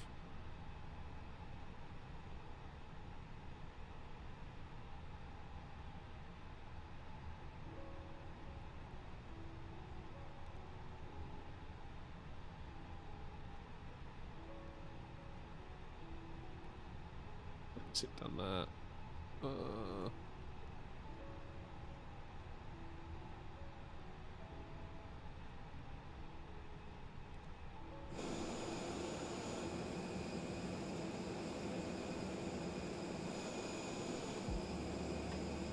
It stopped again. Why does it keep stopping?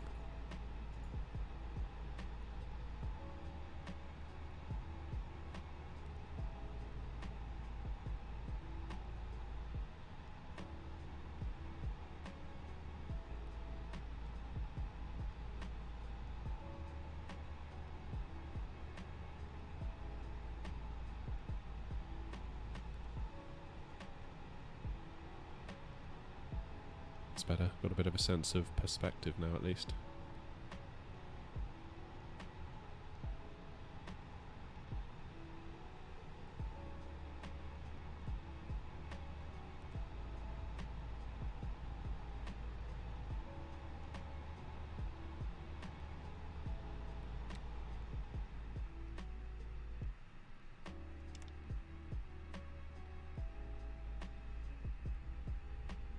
Get engine started while we're being pushed.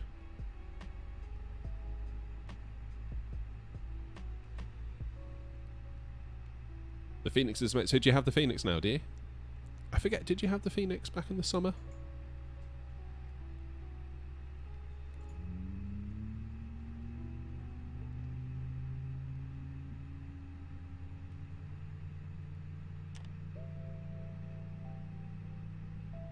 I keep being tempted by it, I won't lie. But, oh, I need to end this flight, don't I?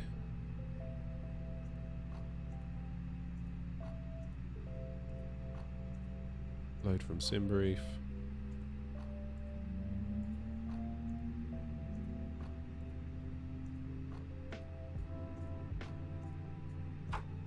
We're doing 2-4 right. Okay, update.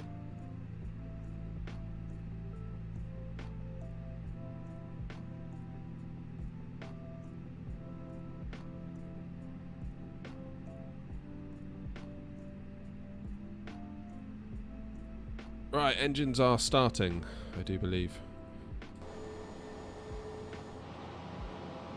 There we go.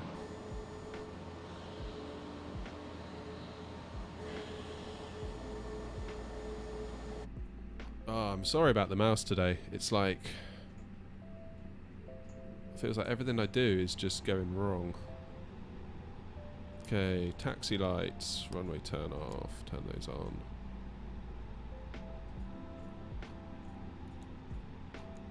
Turn off that. Engine selector back to normal.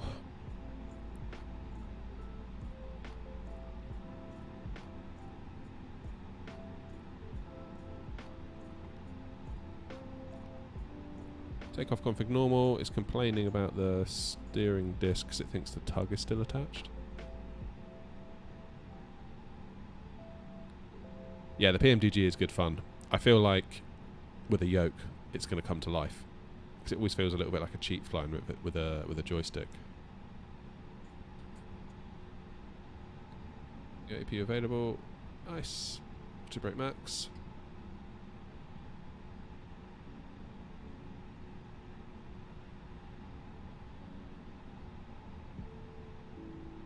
Right. Let's taxi down. I suppose there's also the risk that when we get to LA we could have a similar issue with FPS, which I hadn't really considered. I didn't expect it to be as bad as it was. Like, it's just, as soon as we got here, it's like the FPS tanked, didn't it?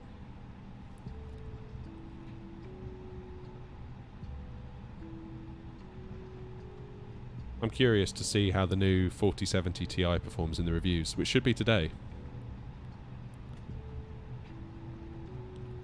The card comes out tomorrow. So, as a rule, reviews go the day before.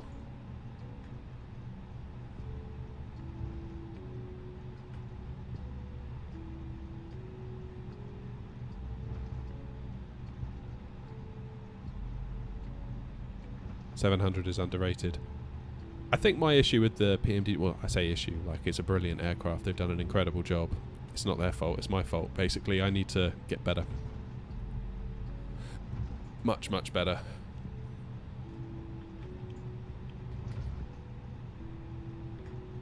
Lots and lots of Boeing-isms that I'm not used to still catch me out every time I fly it. I think what I'm going to do, because I think my issue is that my only time ever really to play this game is when I stream it. And I find that there's a certain pressure when you stream, even though I've become a lot more chilled compared to when I started streaming. I still feel there's a pressure to not mess it up. Indy! Happy New Year! How are you?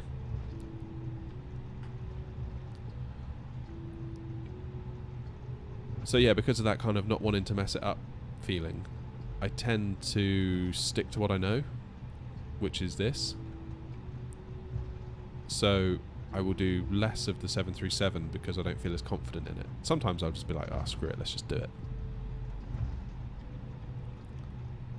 Like today I considered doing this in the 737, but then I thought, oh no, actually, maybe I better do the A320 today.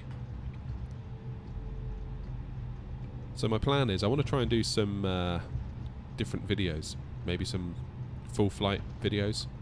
I don't know if you saw the poll I put up the other day.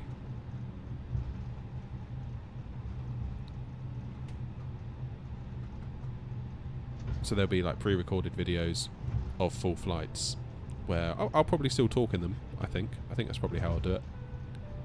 And we'll focus on like this part of the flight, the takeoff, fly the SID, then cut to like a montage of the cruise for a couple of minutes with some music, and then back into the approach. So I'm guessing you'll probably be looking at like a 20-minute video, regardless of how long the flight is, because it'll always be the top and the tail of the flight, which I think are the most interesting bits. Oh, there's the FPS again.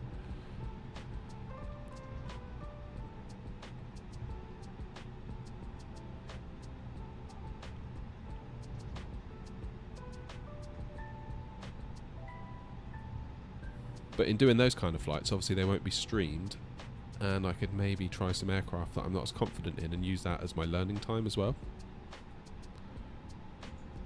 That's the plan anyway. Alright, lights. Let's get back to LAX. It's 11:15. I've got to be gone in about an hour and 15, hour and a half. Yeah, it's bugged, isn't it? ETA is still 12 hours. I don't know why it's doing that. It's really annoying. I wish it wouldn't do that. Alright, let's go and get ourselves lined up.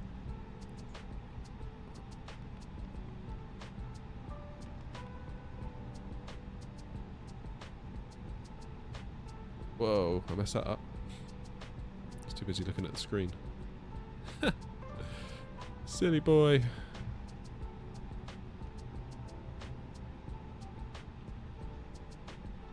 Yeah, we should make it. just in 12 hours. Alright. Altimeter is set. Flaps are 1. Speed brake max. I do speed brake max? Yes, I did. Takeoff config normal. Right, let's get ourselves back to LA, shall we?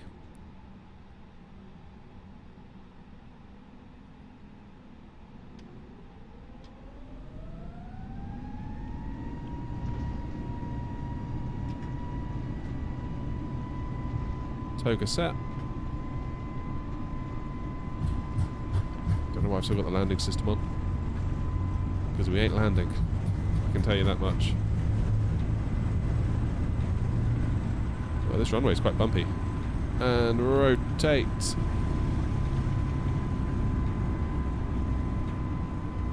Positive rate. Gear up. Oh man, that FPS, what's going on?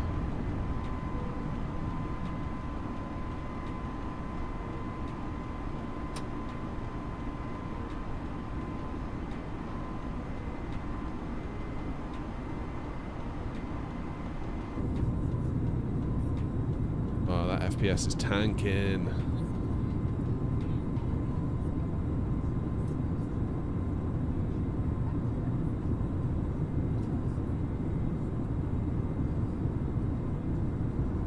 Sorry, Indy, I can see you've asked a question. I'll just get through this and I'll answer it.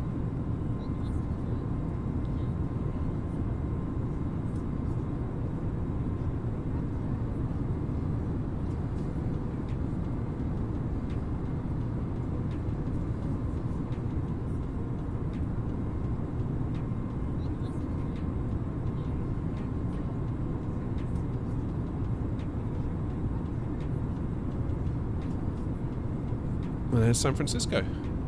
Here's a 3060 and an AMG 5600G good to run MSFS. Yeah, it should be fine.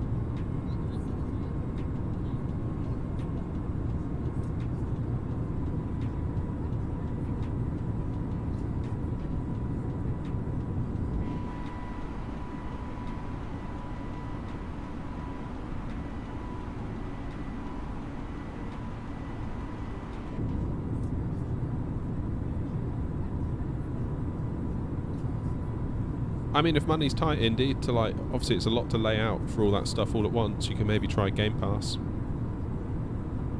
So you wouldn't need to actually buy the sim outright to start with.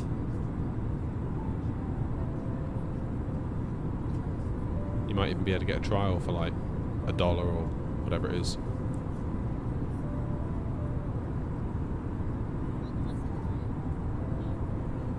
San Francisco. Is that Alcatraz just over there? Golden Gate Bridge. So where did we stay? We stayed somewhere here, I think. It's in like Chinatown. And we walked all the way to the coast, walked all the way along here to the Golden Gate Bridge, walked all the way across it, and all the way back here to the bus station, and caught the bus back into town. Ah, we got so sunburned. Forgot to put sun cream on. I can't see the Golden Gate Bridge now without being like, oh, my neck hurts.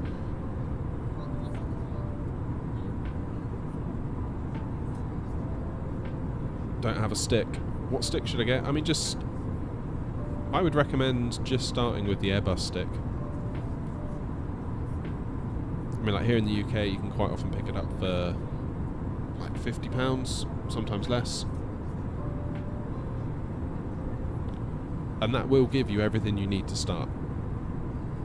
I know all the other stuff's really tempting, and you know, like the throttles and the rudder pedals and the extra add-ons for the throttles. I get it that it's all like tempting and it all looks like new and shiny, because trust me, I love PC hardware, so I'm a sucker for stuff like that. But really all you need is that stick, and then you're done. You can add to it, of course, like I did. Like months later I added the throttle. A few months after that I added the rudder pedals. I would say the rudder pedals have been more useful than the throttle, because the throttle, you put it into climb and then you don't really touch it for the whole flight. So it's a bit like, why did I buy the throttle? But it's handy from the ground taxiing, because it's easier to get that smaller amounts of movement to get a gentle taxi roll. I mean, if you've got Xbox Game Pass, I would just be using that to start with. Don't be spending money you don't need to.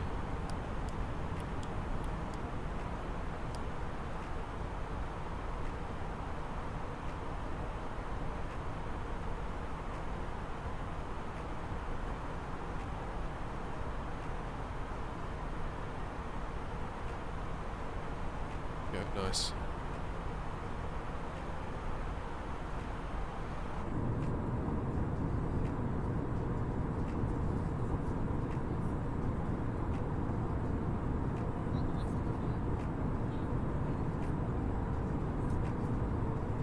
Oh, that's great. That's awesome.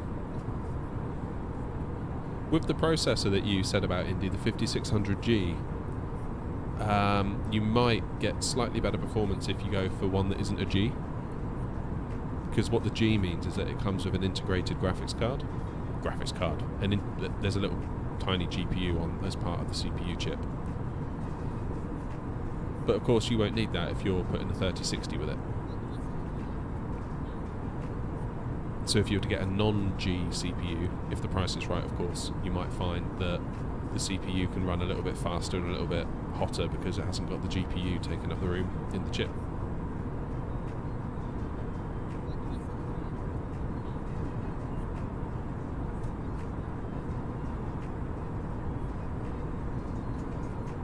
Oh, you've already got it, fine. Yeah, then don't stress about it.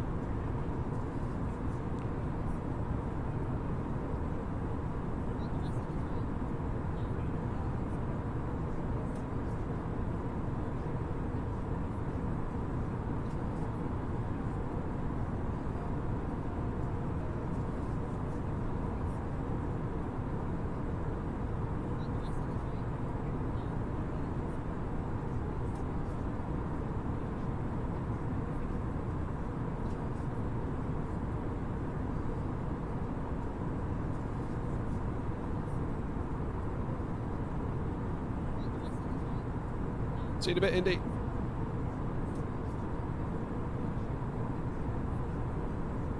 Congrats on that computer. That's a nice computer.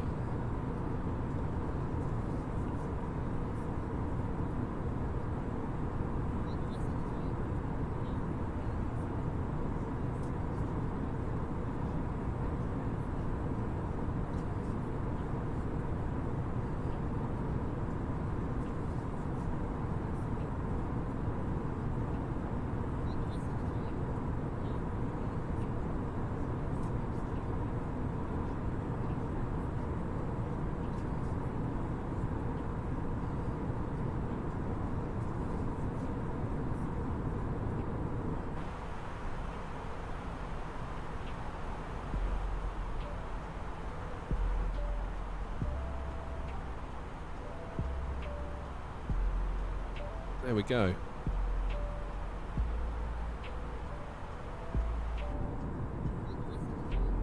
So there's a very blurry San Francisco airport out the window, where we just left from. That one there we took off from. I guess it's so far away now because of our height, it's rendering it in at a really poor rate.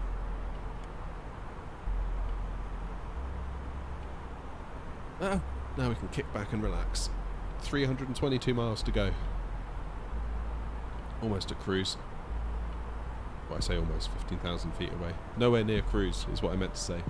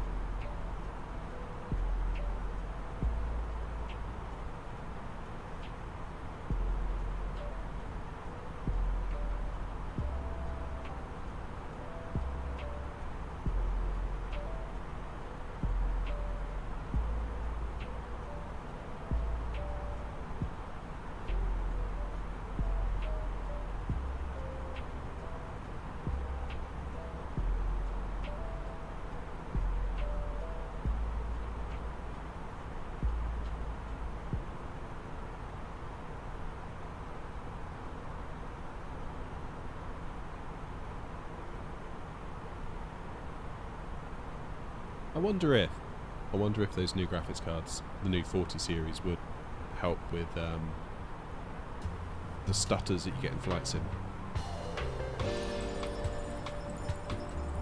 What on earth is this music? Let's just turn that down a bit. Because one of the main features of it is what they call DLSS 3. And the idea is that it generates frames for you, rather than relying on the game to generate the frames. So if you imagine the game renders one frame, then the game renders the next frame, DLSS will look at the two frames, work out the difference, and draw its own frame to slot in between to make it smoother. And the idea is that it helps games that are limited by the CPU, because that's what Flight Sim is limited by. If I look at my CPU now, it's using 29% of its power, because it's like a 6-core CPU, and essentially the whole game is just running on one thread. So I could put a faster GPU in here, but it'd be unlikely to make any difference, because the processor can't run the game any quicker than it's already running it. That's where DLSS 3 comes in, because they're like, well, we can generate our own frames using AI and slot them in. I wonder whether it'd get rid of that kind of stutter that you sometimes get with Flight Sim. They use Flight Sim as an example in all their marketing, so maybe, I don't know.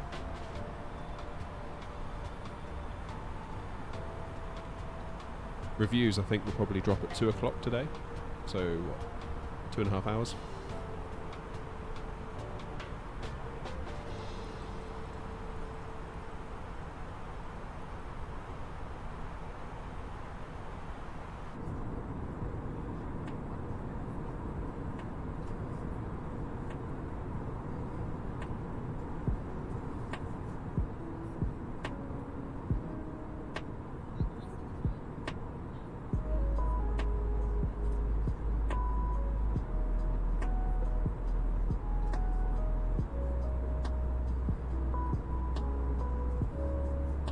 Right, I'm just going to pop into the house, use the facilities, and make a coffee. I'll be back in a minute.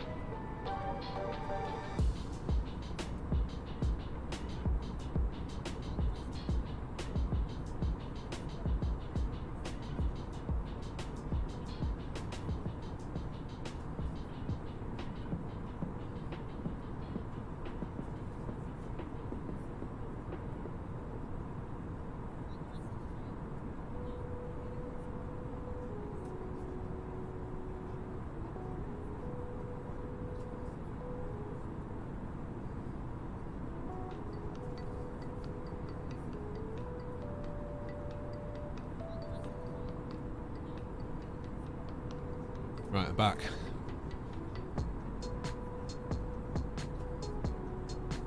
Have I used YouTube's new RGX? Makes everything looks a lot sharper. What's an RGX?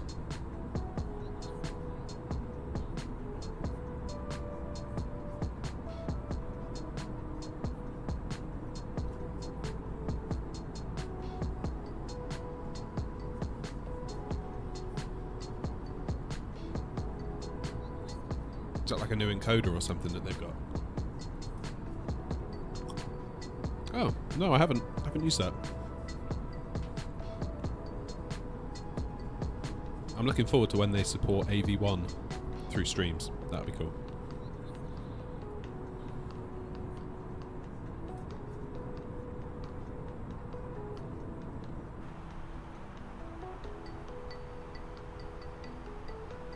Is that on all devices, or is it like an Android only thing? I know like Google tend to roll out new features to Android first.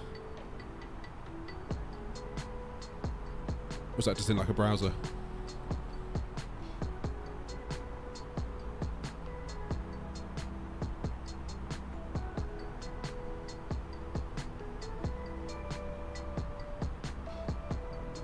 Oh, okay. Are you in Chrome? Could be a Chrome thing, maybe.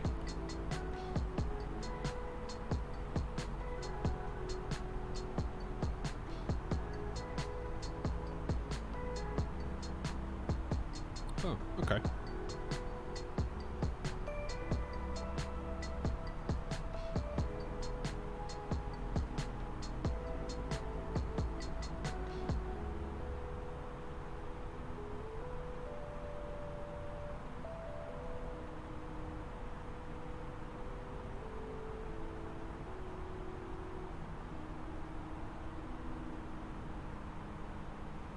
There we go, there's cruise.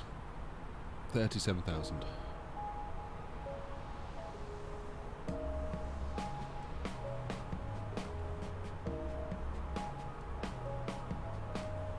Yeah, Chrome is a hungry, hungry hippo, isn't it? I know that feeling.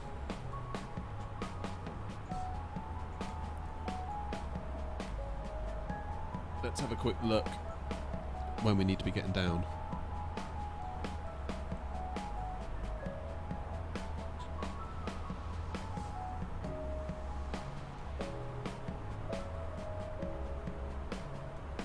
So 26 by Crowe. That's actually not that far, is it?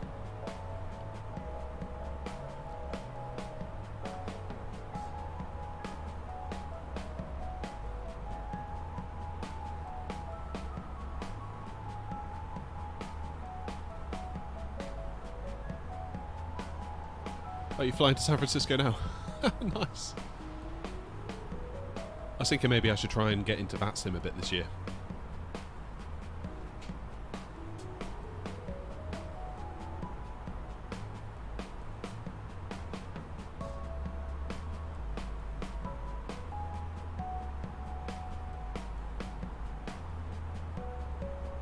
Isn't there like a test or something you have to do?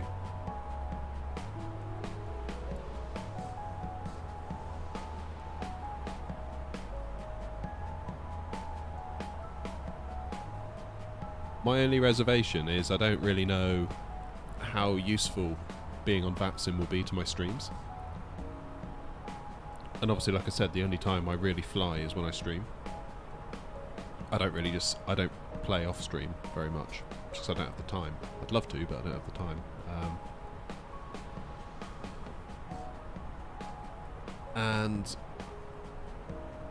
when I do stream, like today, I've got a hard out. Like in 1 hour's time, I have to be gone.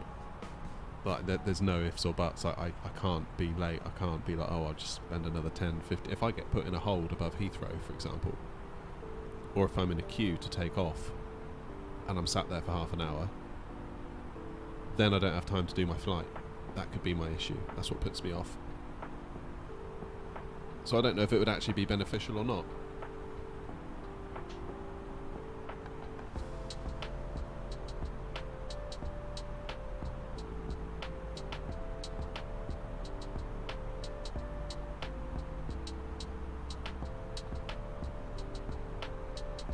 I kind of like the the chilled vibe of these streams at the moment.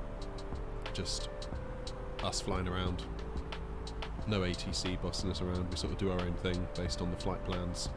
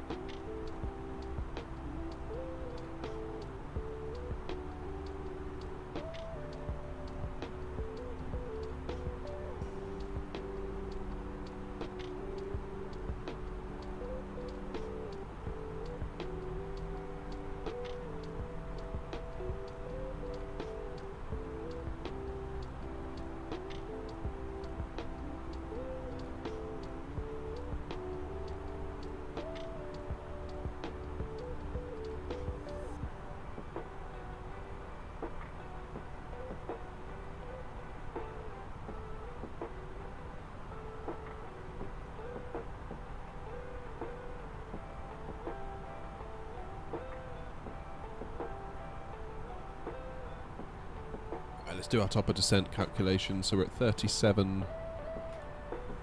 Whoops. Thousands. We need to go down to 27,500 to start.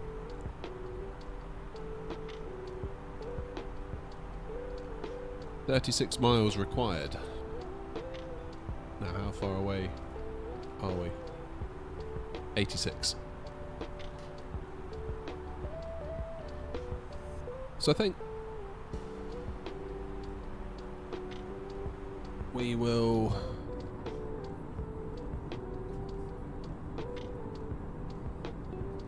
about 40 miles to go. Set our descent in motion. So we're about halfway now.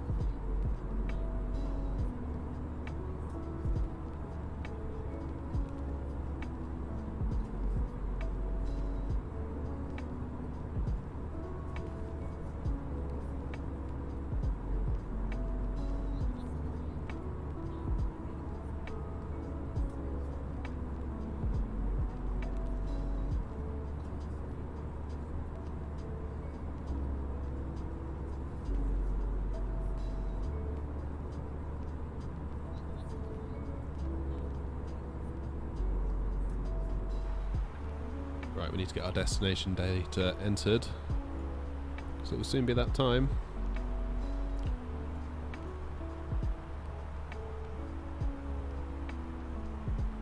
Always feels a little bit pointless if you're not using live weather to do this, but we'll do it anyway.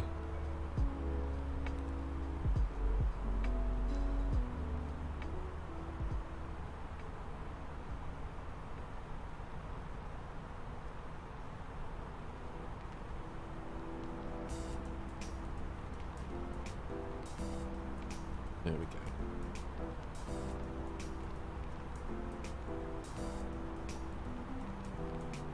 20 miles to go.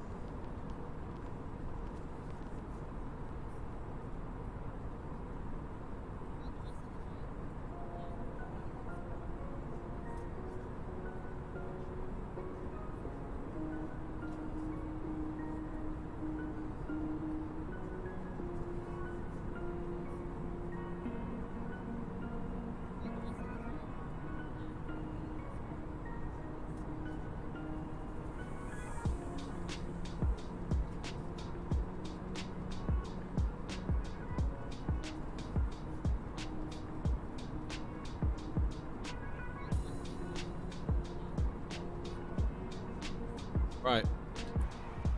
That'll be top of descent.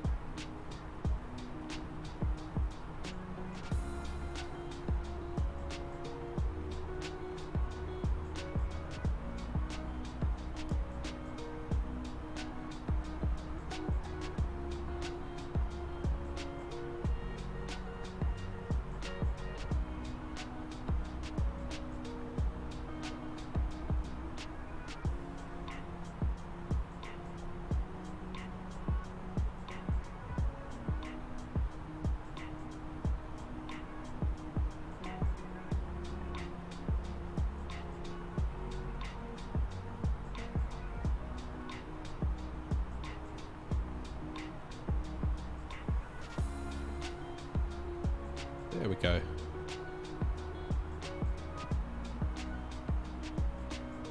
You just sort of see LA up ahead, just in the haze of the distance there. Oh, you're back. Welcome back.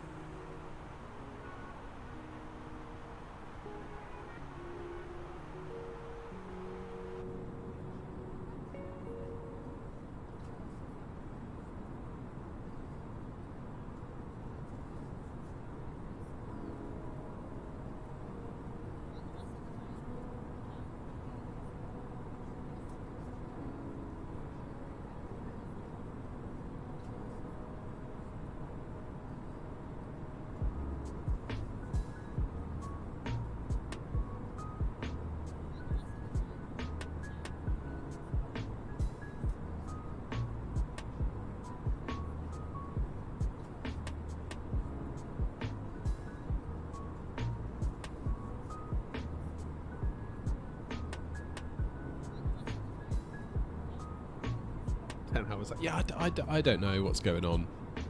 Today's just been so weird. The mouse has gone wrong. That is just completely wrong, isn't it? Like,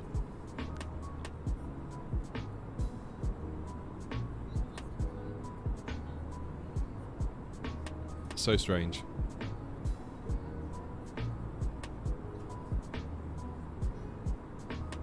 I wish I had an explanation, but I just sort of don't.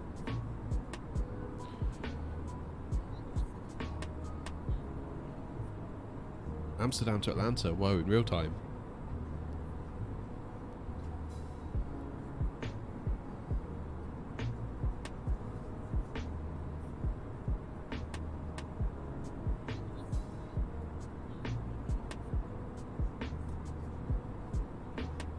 You couldn't slow down to the approach speed. I wonder why that was.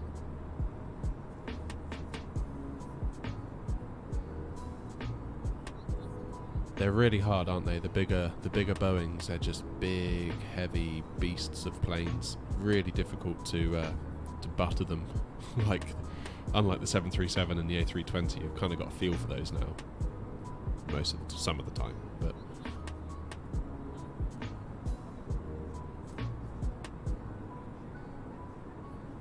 yeah, the 747 is a big thing. It's so easy to lose control of it. Sort of 50 feet above the ground, and all of a sudden it just drops. It's like, oh no.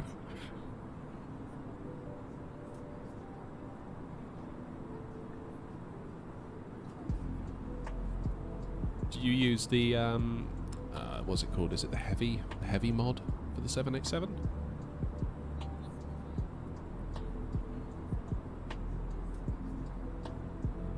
It has a huge problem that they don't want to fix. What's that?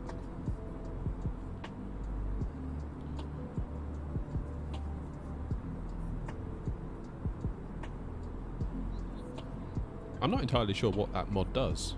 Just people tell me that, oh, you need to use it.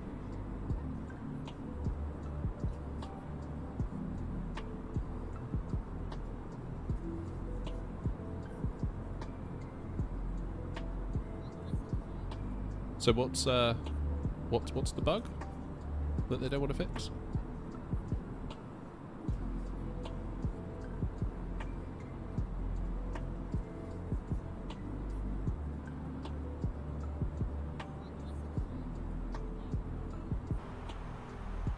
Oh, my mistake.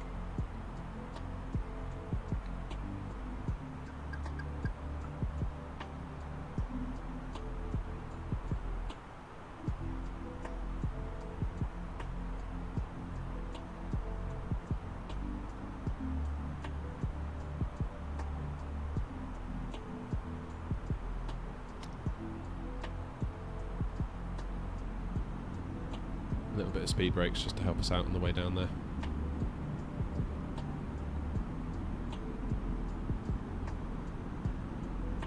So what are we now? 27-ish? Well, 26 and a half, heading for 25.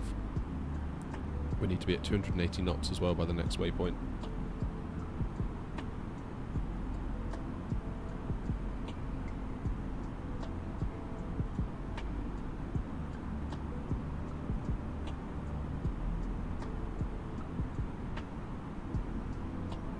So you said the 787 has a huge problem that Asobo doesn't want to fix. What? I'm a bit confused. What is that?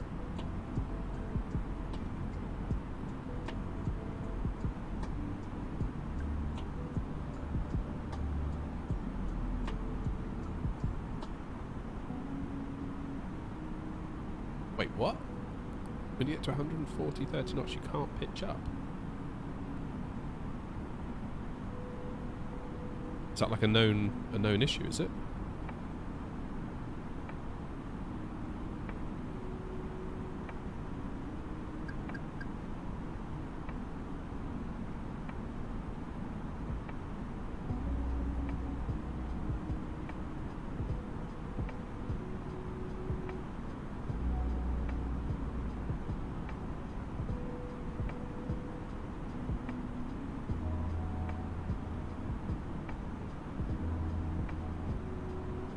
It's nothing to do with the trim, is it?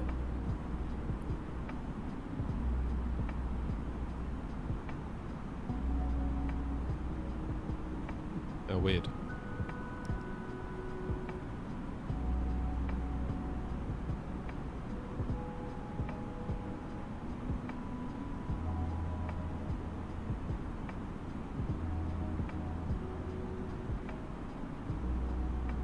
Right, we're setting 21,000 in the window.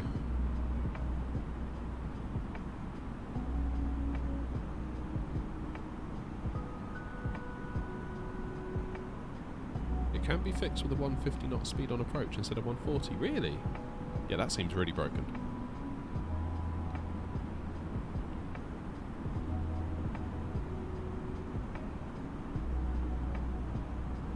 That is broken.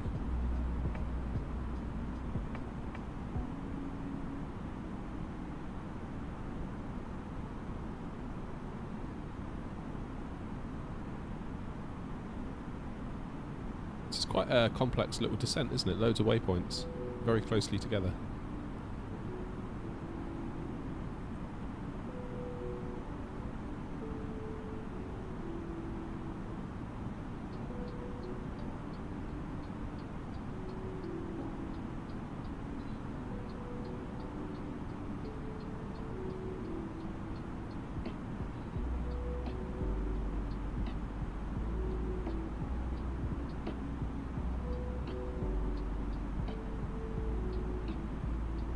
Oh, I'm really sorry, I can't read your message, I don't understand it.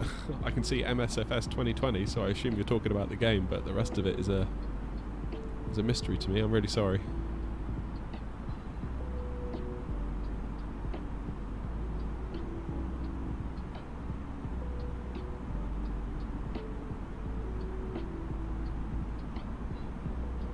Right.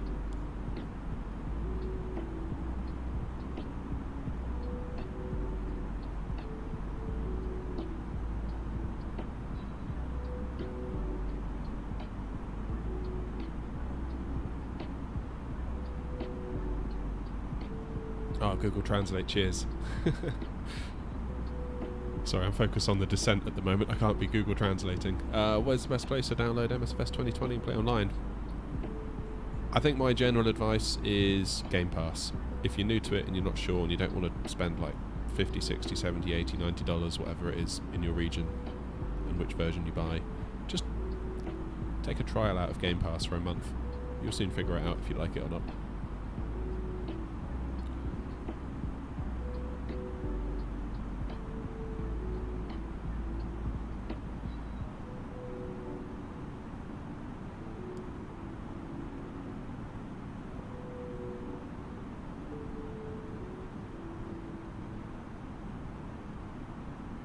Sometimes I wonder whether it was the right thing to have done to have bought the premium deluxe one on Steam.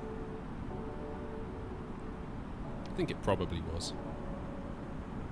Especially as some of the airports and extra scenery that you can buy uses assets from the premium deluxe version, so if you don't have that, you might struggle.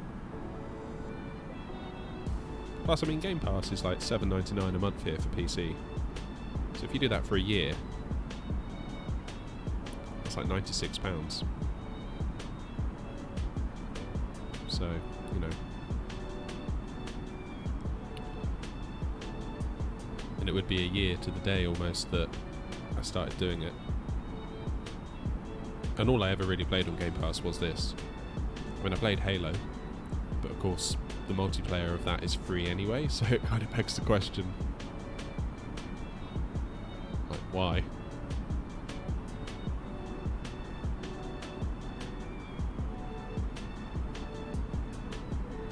I might be tempted back when it comes to the new Forza. Just try it for a month. Give that game a try. I do like my racing sims, so. Although I really am more of a Gran Turismo person than a Forza person, but I always live in hope that they can do something really cool with it.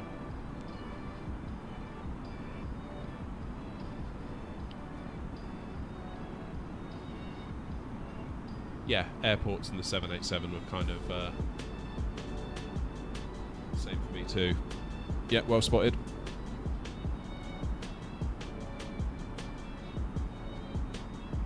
seem quite high for transition though, don't we?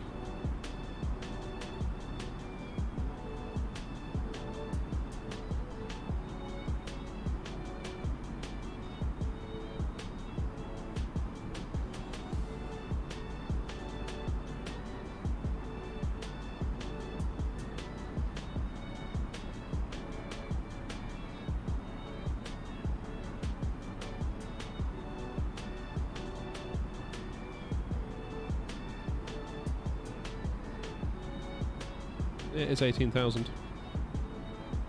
Yeah, spot on. It always surprises me if you look down at that screen for a while, then you look up, like how much closer the scenery is compared to last time when you looked. What do I want? I want flight plan back. So I can look at it on my second monitor. So I can see where we're going.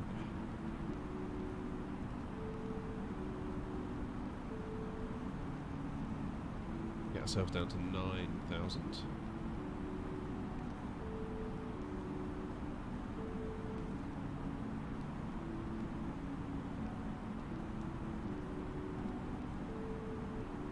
Get down to 240. I find it quite hard to see the screen up here at the moment because of all the glare out here.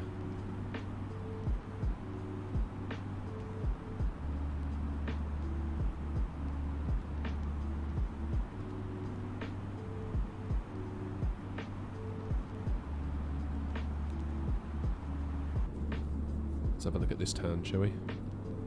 Man, LA, every time I come into LA I'm just like, god damn, LA is so big. It just sprawls for miles and miles and miles.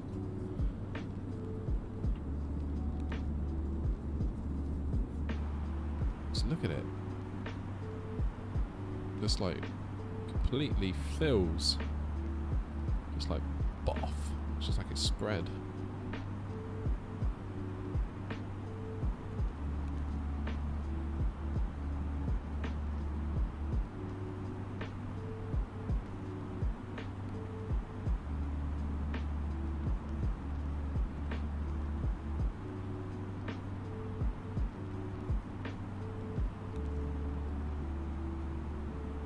That'll be LAX down there.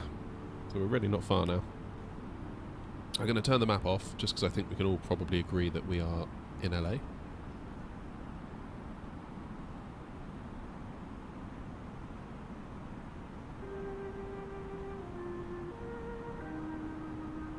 Is there any way to do like private multiplayer?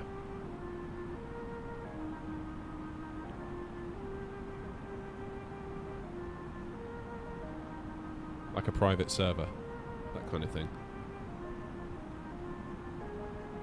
Yeah, group flights, that's right. Shalice, you're back. Oh, you're just in time, we're about to land. Sorry you can't sleep. That sucks. I had that last night, if it's any consolation.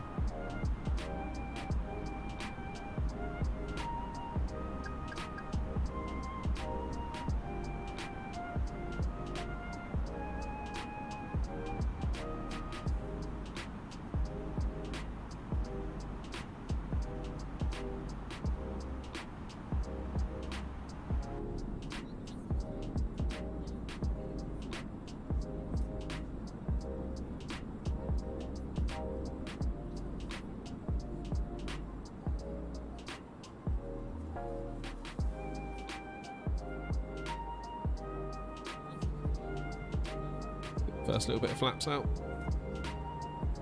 That looks like an expensive area to live right there on top of that hill, doesn't it?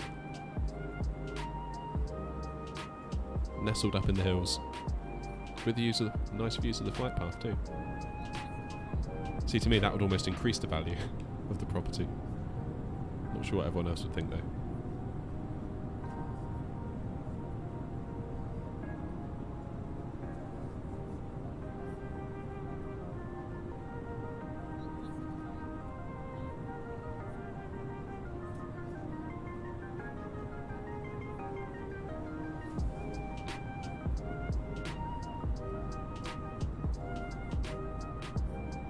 Really able to see very much from this direction, are we?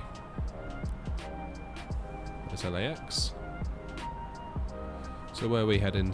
We're going to be this one, I believe. 24 right? Because we took off on 6 left, which is this one. And 24 right is obviously the inverse of that.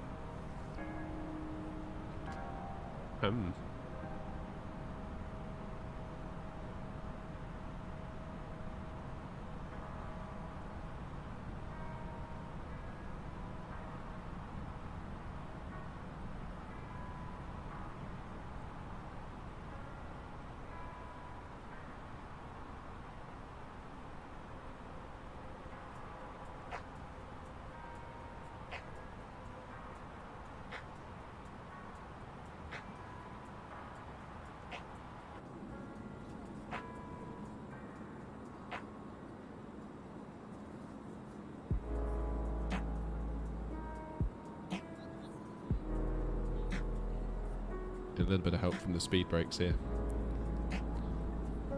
That's changed as well, the animation, hasn't it? They come up much more gradually now.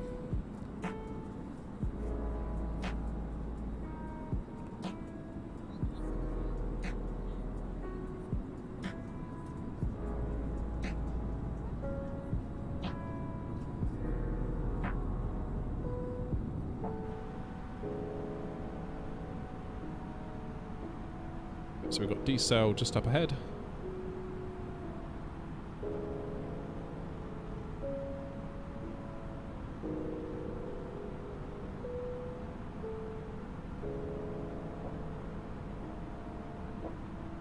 Let's get ourselves down to 6,000.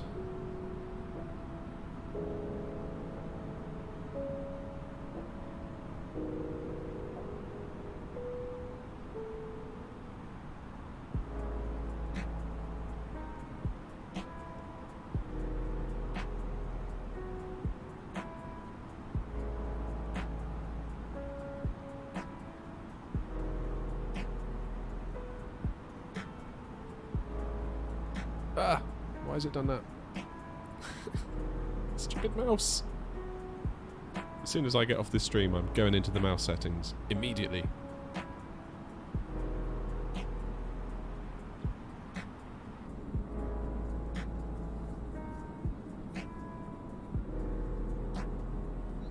Oh, I daren't change the time now, not this close to landing. So it'll probably change the weather as well and throw us all around.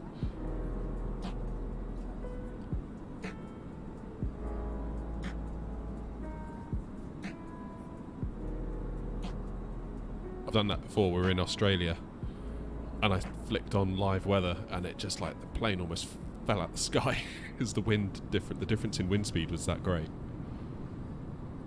Alright, let's get some flaps on the go.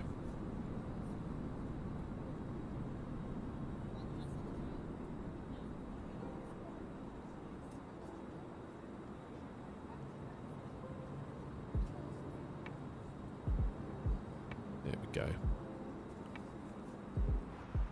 Right, we need to be 4,000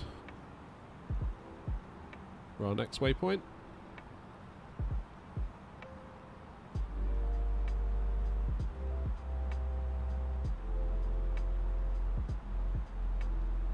Do auto brake medium. Speed brakes. Oh, I didn't do my lights. Silly, silly boy.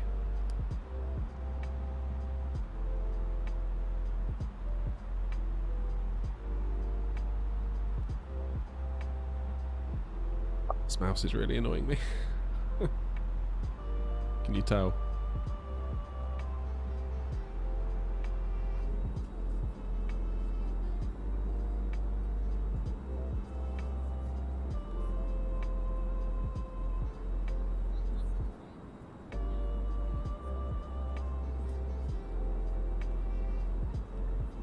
So I think that's basically it in terms of managing our descent. The plane is making its way down to 4,000. And we're basically going to head on up and do a bit of a U-turn into LAX. And then from there we'll ILS it, I think. So we are beneath the glide slope at the moment, but that's only because we're so close to LAX. So we're going to, the further we get out away from it, because we are kind of heading away from it, albeit slightly diagonally, we should be okay.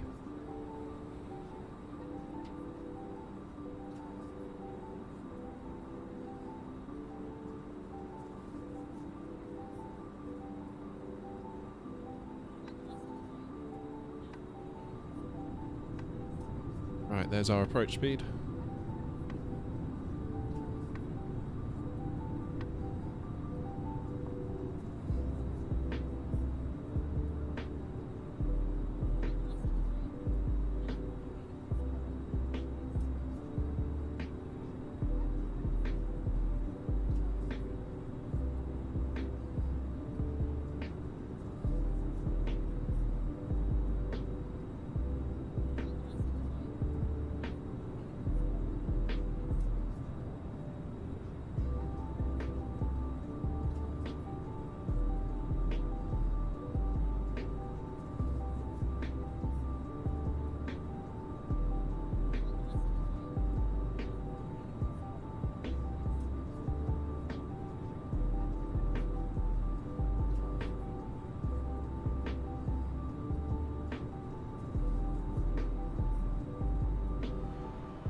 Right, got our turn coming up.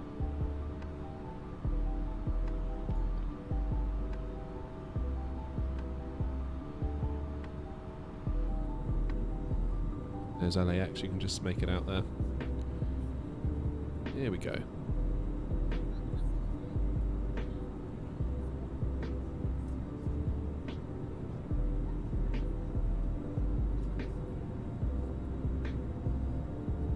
FPS seems stable at least, for now. We'll see how that goes the nearer we get to the airport.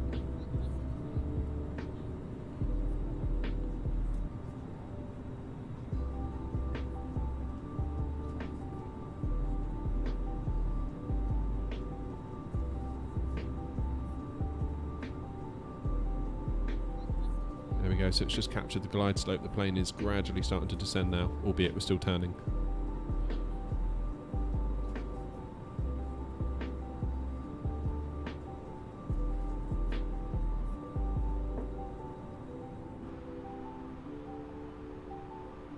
Now we're just going to wait for it to capture the localizer. Go. There it is.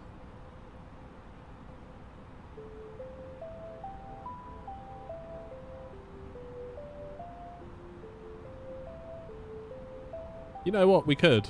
I don't think I've ever done an auto land on stream. Should we try it? I always disconnect it round about now because I kind of like to feel like I've at least contributed something to the stream. I would be quite curious to see if it could do it. Yeah, I mean, it'd be pointless doing it today, but I'm kind of tempted to see if the plane will do it. I tried it probably about 10 months ago, and it worked so well. Like, the touchdown was just perfect. I was like, oh, I wish I could do it that good.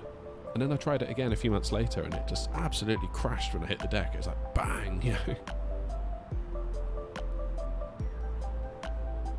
2,500. Gear down.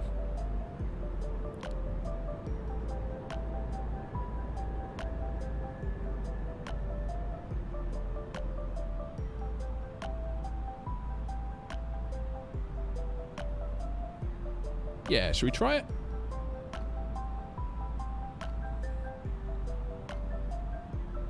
Let's give it a go, why not? Got to try these things, haven't we? Then I can make a video being like, I did the best landing I've ever done, when actually it was Autoland that did it. Let's do it. I'll drop the throttles at about 50 feet, but other than that,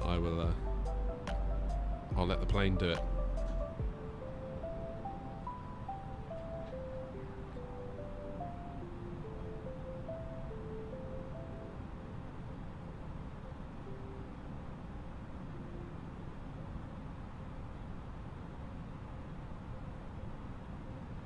Although if the FPS dips, I might have to do it myself because the Autoland probably won't have the data flowing through the plane to make the right decisions on what to do.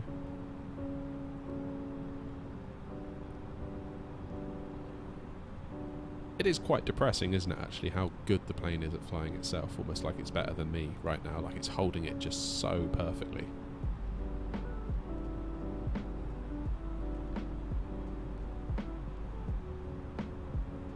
It's like in my car, if I were to let the cruise control accelerate from like 30 miles an hour to 70 miles an hour, say we're going out on the motorway, the fuel efficiency on that acceleration curve is so much better than I can ever get with my foot. It's just like, why can't I do that? It feels like we're lined up though, like visually. I know the ILS is saying it's locked, but sometimes they can be a bit bugged. 1,000. 1,000. Yeah, 1,000, we hear you. It's all good. Yeah, see, normally I would be sort of snaking around at this point, up and down, fiddling with the joystick, being like, come on, come on.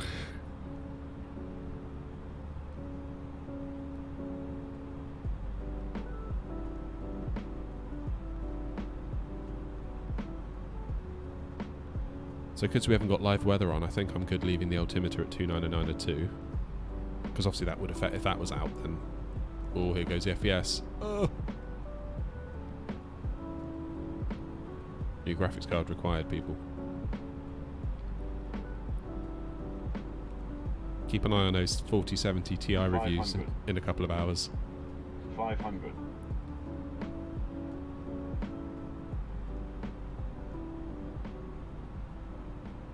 Right, I've got my hands on the joystick and the throttle quadrant, just in case emergency action is required. 300. Not that I have really a lot of time to do much about it. Look at this is so perfect. Look how it's holding it. It's just like... 200. It is sort of depressing. 100. 50, 40, 30, One end 20, flare. 10, 5. Oh my goodness. That was such a nice landing. Why is the plane shaking? Why can't I do it like that?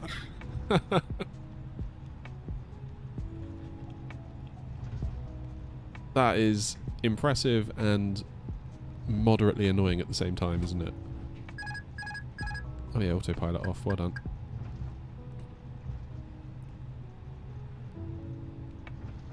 Oh, dearie me. Well, at least it was smooth, so it'd be good for the replay videos. I don't want you guys in the comments like telling either. He used autoland. He's a fake.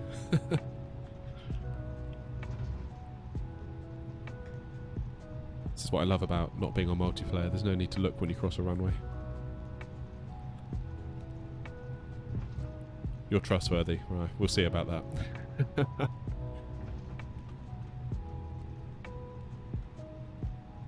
Right, where's a gate? I need a gate.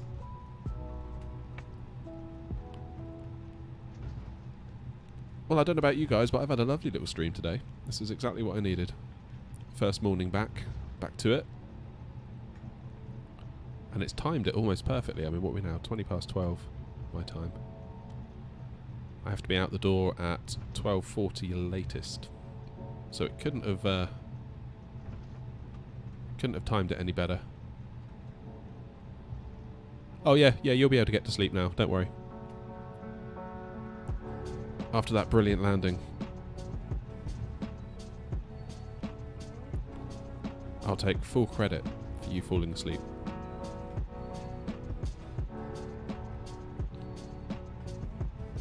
Yeah, that's actually gone up, hasn't it? That's gone up. That was at like 10 hours when we were in cruise, wasn't it?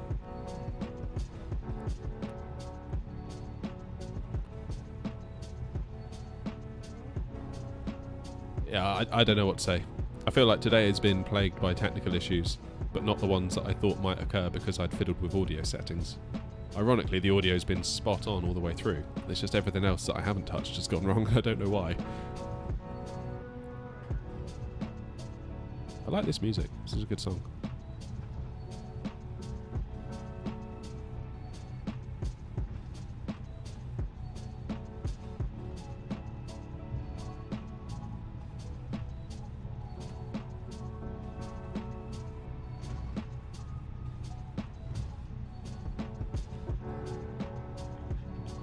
got to be a gate around here somewhere. I think we loop around, do a left.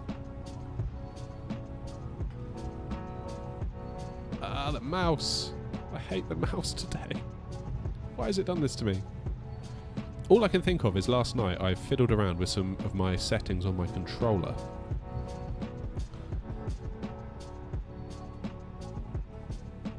But that shouldn't affect how the mouse works, right? And I only use my controller to do like the drone cam.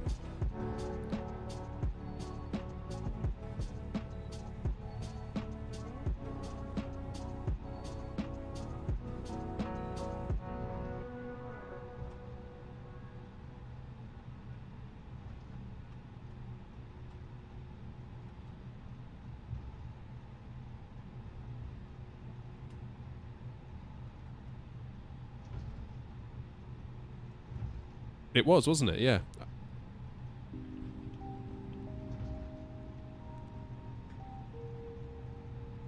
Yeah, the FPS coming in was fine. I don't know. I don't know.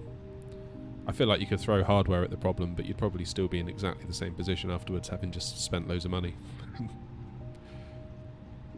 Although it would be nice to get my Call of Duty frames a bit higher. That's one thing I want to do this year as well. I'm going to try and do like maybe one YouTube short a day on my other channel, just to see if I can breathe any life into it whatsoever, because it's like a bit of a dead channel really. It's just sat there. I occasionally stream like other games onto it, but you don't realise what you have over here until you go over there and realise you've got absolutely nothing. Like if I go live on this channel, generally within a few minutes you've got some viewers, whereas over there it's like just zero the whole stream. It's like, oh man, that's depressing.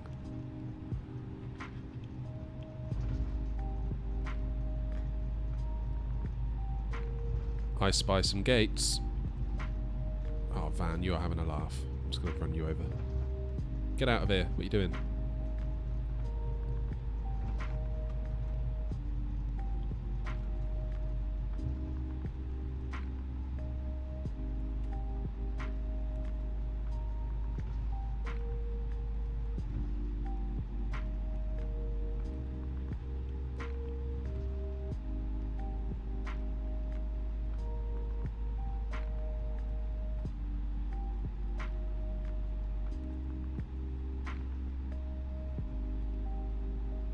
This will do us right back where we started.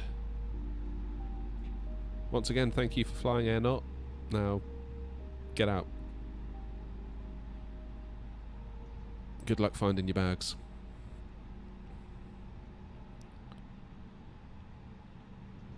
Worst airline ever, am I right?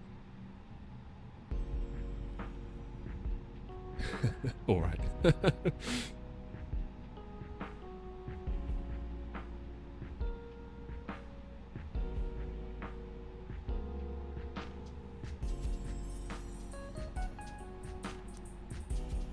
Right, parking brake. Where are you? Ah, this mouse. What is going on?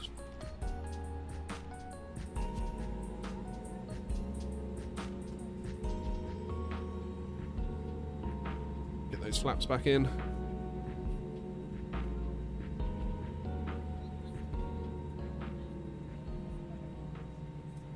The engine spool down.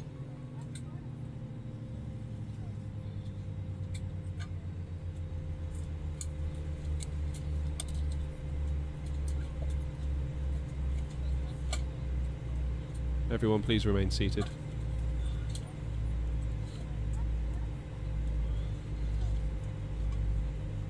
Oh, you're descending, nice. You're going into SFO, yeah?